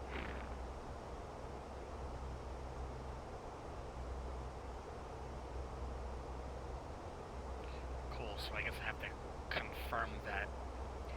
Well, if we're in the approach phase, logically, because, you know, as I said, I'm not actually an Airbus captain, just playing around on Twitch. I am going to ignore the confirm for now. We'll leave that. I'm too scared to hit it. Oh, gosh. But aside from me being too chicken to hit that, I'm going to wait until we actually get to the Akasi waypoint to hit it. Because if it is approach, Akasi is literally the star that we pre-programmed. So I would assume, but you know what they say, when you assume things, it makes a, well, you guys can figure out the rest. 27 miles, Tango Sierra Charlie. Tell you what feels nice to reel this flight in and be able to knock this 80 mile down to the 40 mile, be able to see the whole the whole kit and caboodle here without having to not see an endless line.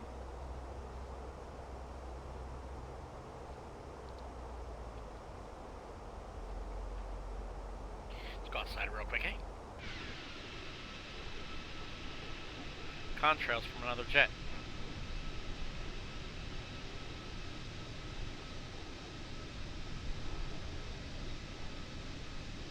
Man, as I said, I don't know. I tried taking off from that water runway at Tokyo before it crashed into the water because the ground wasn't actually a physical thing on the runway. So I've never landed here at Kansai on the water, man-made island. So I sure hope it doesn't cheese me at this point when I get there.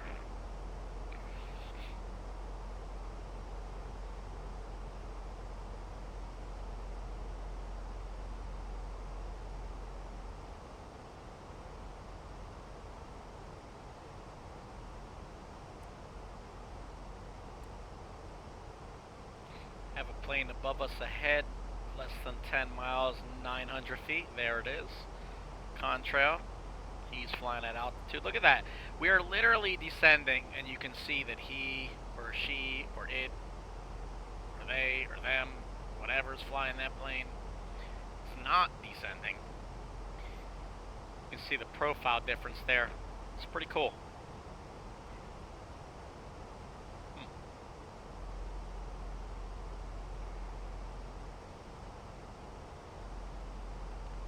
16.0 nautical miles.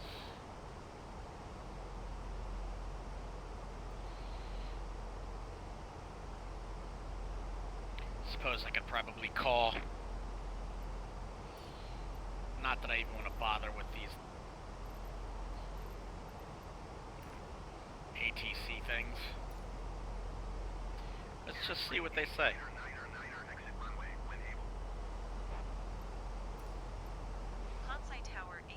Okay, there's me in my Indiana Jones jacket.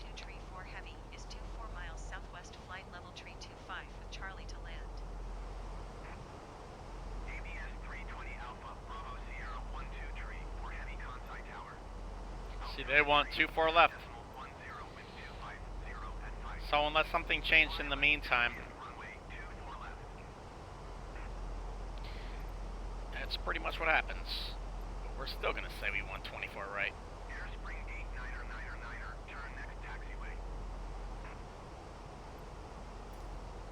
Kansai Tower ABS 320 Alpha Bravo Sierra 12 tree 4 heavy would prefer runway 24 right.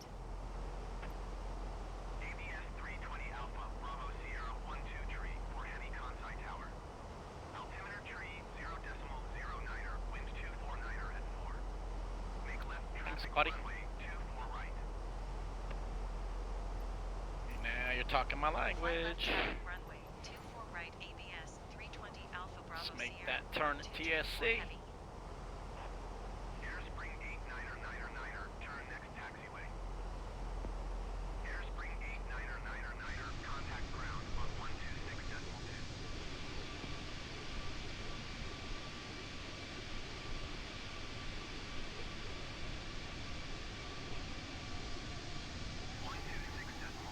Airspring 8-9er.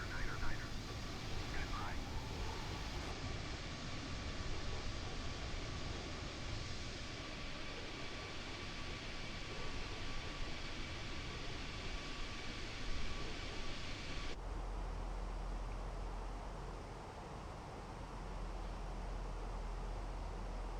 And it appears we are going to make the 25,900 foot mark by Tango Sierra Charlie. Yep, there's our mark. And we're going to Akasi, 25 nautical miles. They want us at 11,800 feet. That's what we'll say.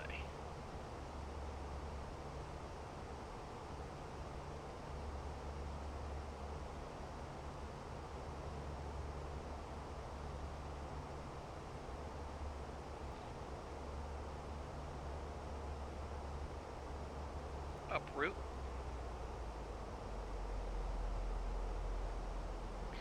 And we're obviously in the descent now. So, we're going to have to think about landing lights on below 10,000. Never turn the seatbelts off. Never turn the smoking out of auto. Cabin pressures automatically run by itself.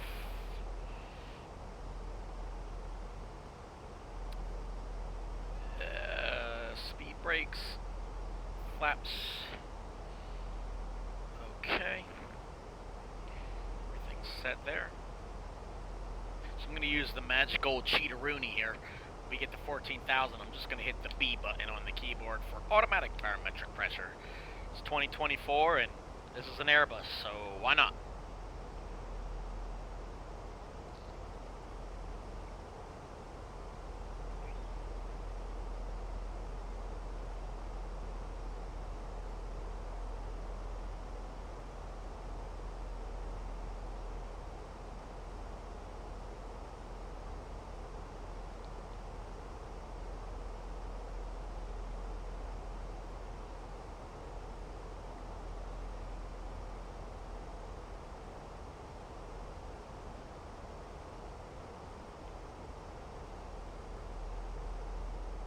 It's quite the view as we're going to come through these clouds here. For sure. Just going over my iPad approach here.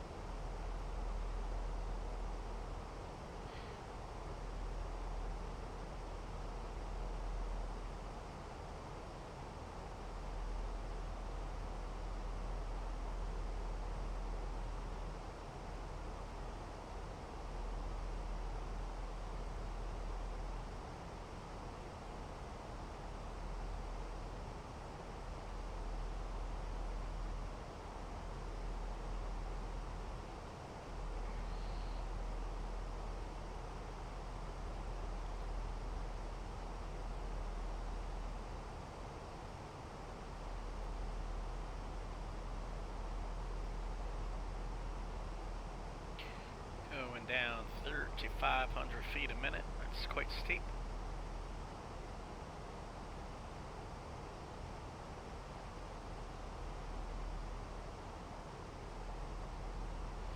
Let's see if we activate the approach.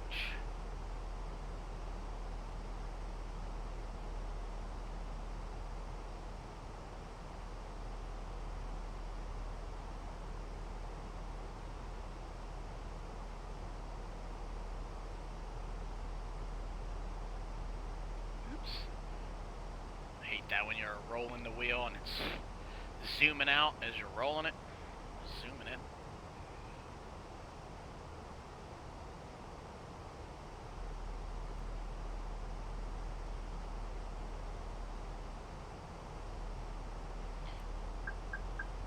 And we're gonna set that up. A little bit of overspeed there.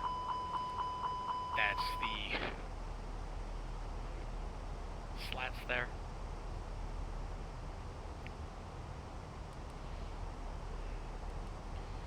Okay, so we're coming down through Myco.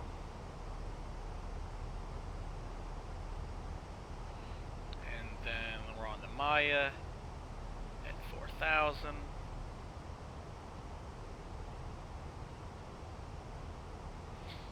So put on a little bit of speed brake.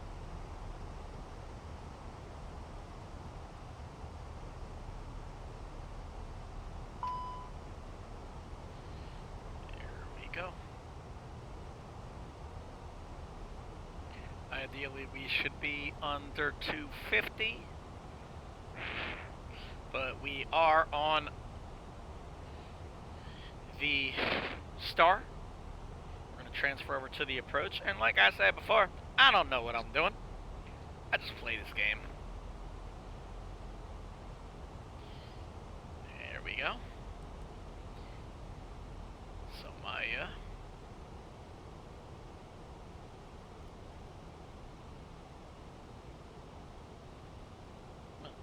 little bit of a stutter there. Not sure if that'll come through on video or not, but screen pause. Zoom in another notch here.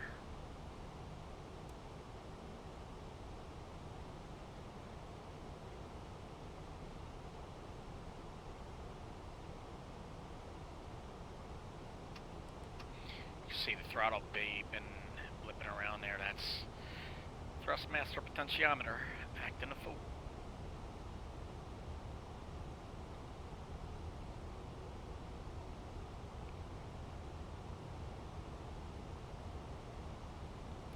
So, assuming everything's correct here,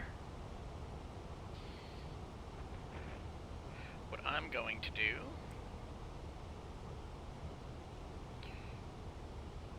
is Kansai out there, about the 2 o'clock position. It must be loading scenery, it's getting real choppy.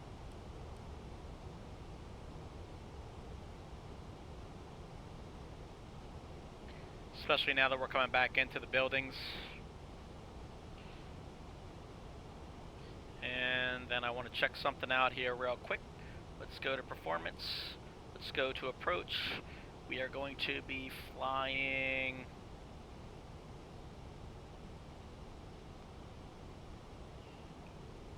at 121. So I'm going to go ahead here. Start pulling the speed back via the automatic throttle. And then let's go back to the flight plan.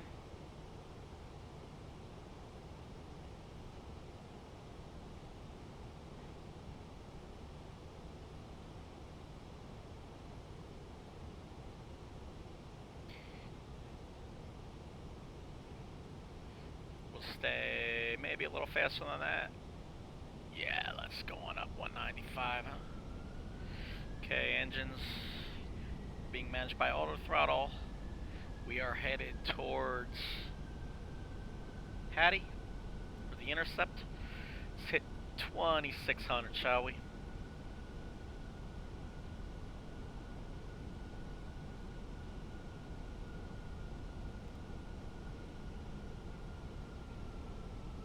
So we're going to be taking this shallow right-hand corner, and then we're going to make a really strong left bank. And then we'll come in over there, the airport. Man, I'll tell you though, streaming it's at 4K and having all these charts simulated and all these buildings and real-world weather, man, I'll tell you what, it really does cause some lag spikes.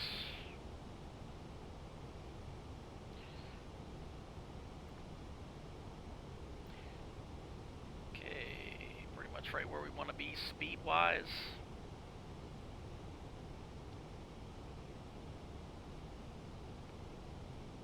Let's bring it in another notch, 10.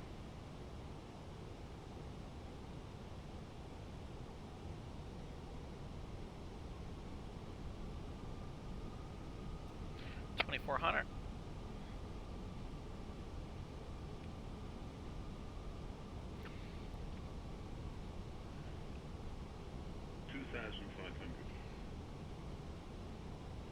Okay, it's telling us to go to 1600 for Mosul here.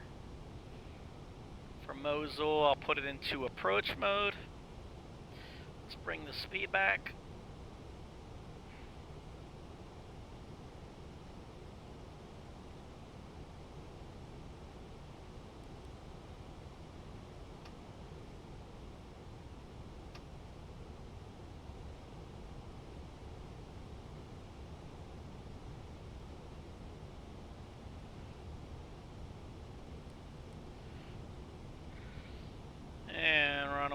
sight. Let's put the gear down, add a notch of flap so we don't stall out.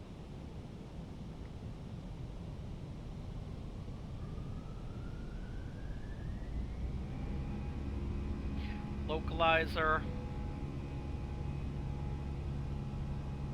Approach.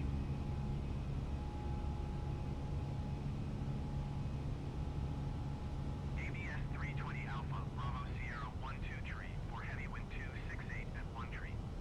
Cleared to land runway 24 right. So I'm not sure why it threw that on there, but I am going to essentially do the throttle myself. Master caution warning out. ABS 320 Alpha, Bravo Sierra 12 Wow. tree, for heavy. Did you hear my last Man, this transmission? gets really, really spotty performance when you're coming into these populated areas. Yeah, we Cleared to gotcha. land runway 24 right, ABS 320 Alpha Bravo Sierra 12 tree for heavy.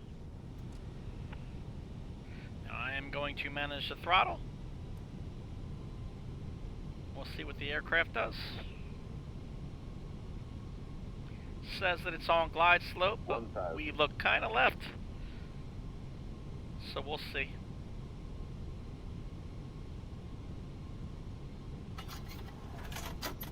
Okay.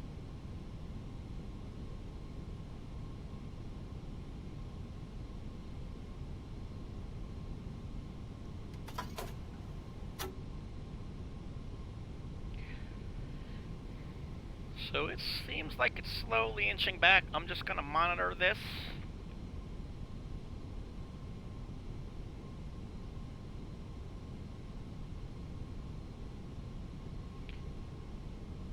And I'm not liking the way that's looking. Too low. It's terrain. correct on the glide slope. 2 whites over Too 2 low, red. Terrain. I don't like how it has us left. Too low. Terrain. So I'm going to Too low. cut terrain. the autopilot. Too low. Terrain. And I'm Too going to low, finish the approach terrain. myself. Too low. Terrain. Assuming the FPS doesn't tank Too like low, it feels terrain. like it already is. Too low. If it terrain. wants to land, we'll just have to deal with that Too beeping low, for now. Terrain.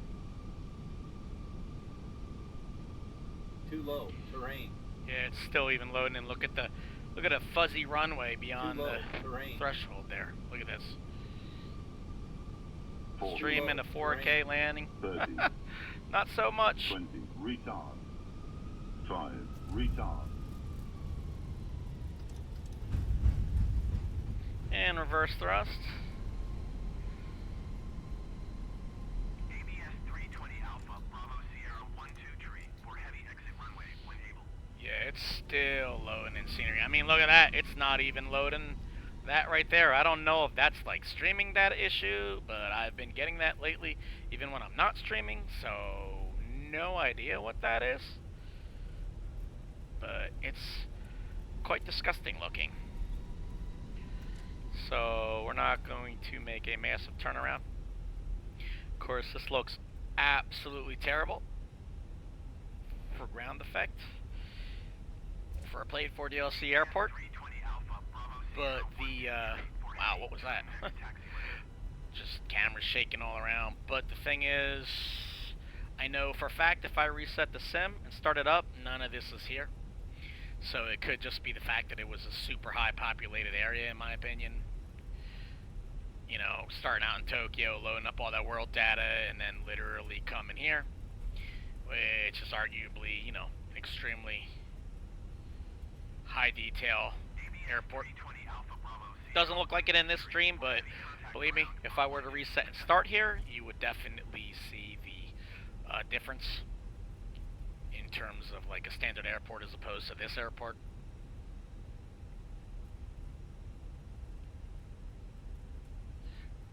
Suppose I could probably stream it in 1400p, but I don't know. I try to bring the highest quality possible. I want it to look nice, and obviously I guess that kind of backfired, didn't it? 126.2 ABS 320 worry Bravo about Sierra, that. 12 tree 4 heavy. Goodbye. Just gonna find a nice, convenient location here.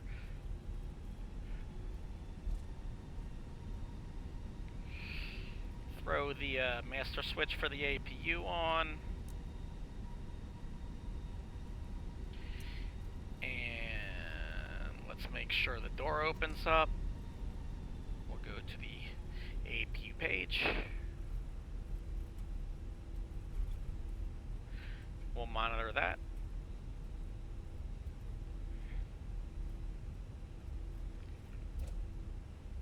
And that way we can have some electricity to this plane and some power for when I turn our engines off here.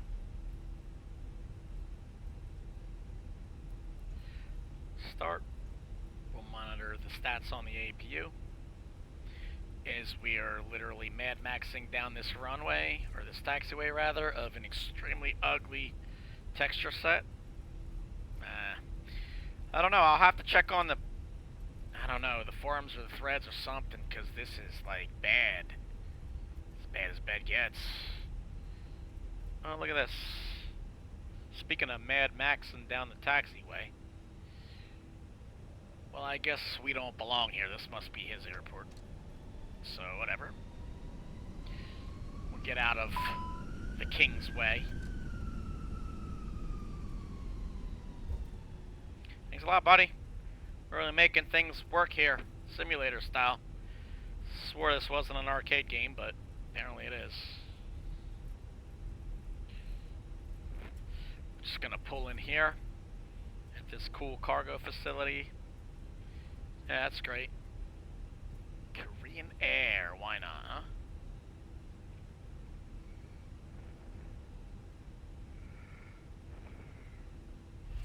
I mean,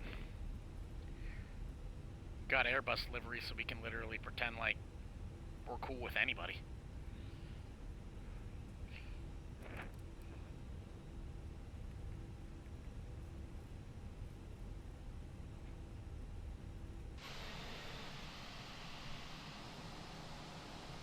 A320 is our first line. I'm surprised with this low texture resolution that that's even there.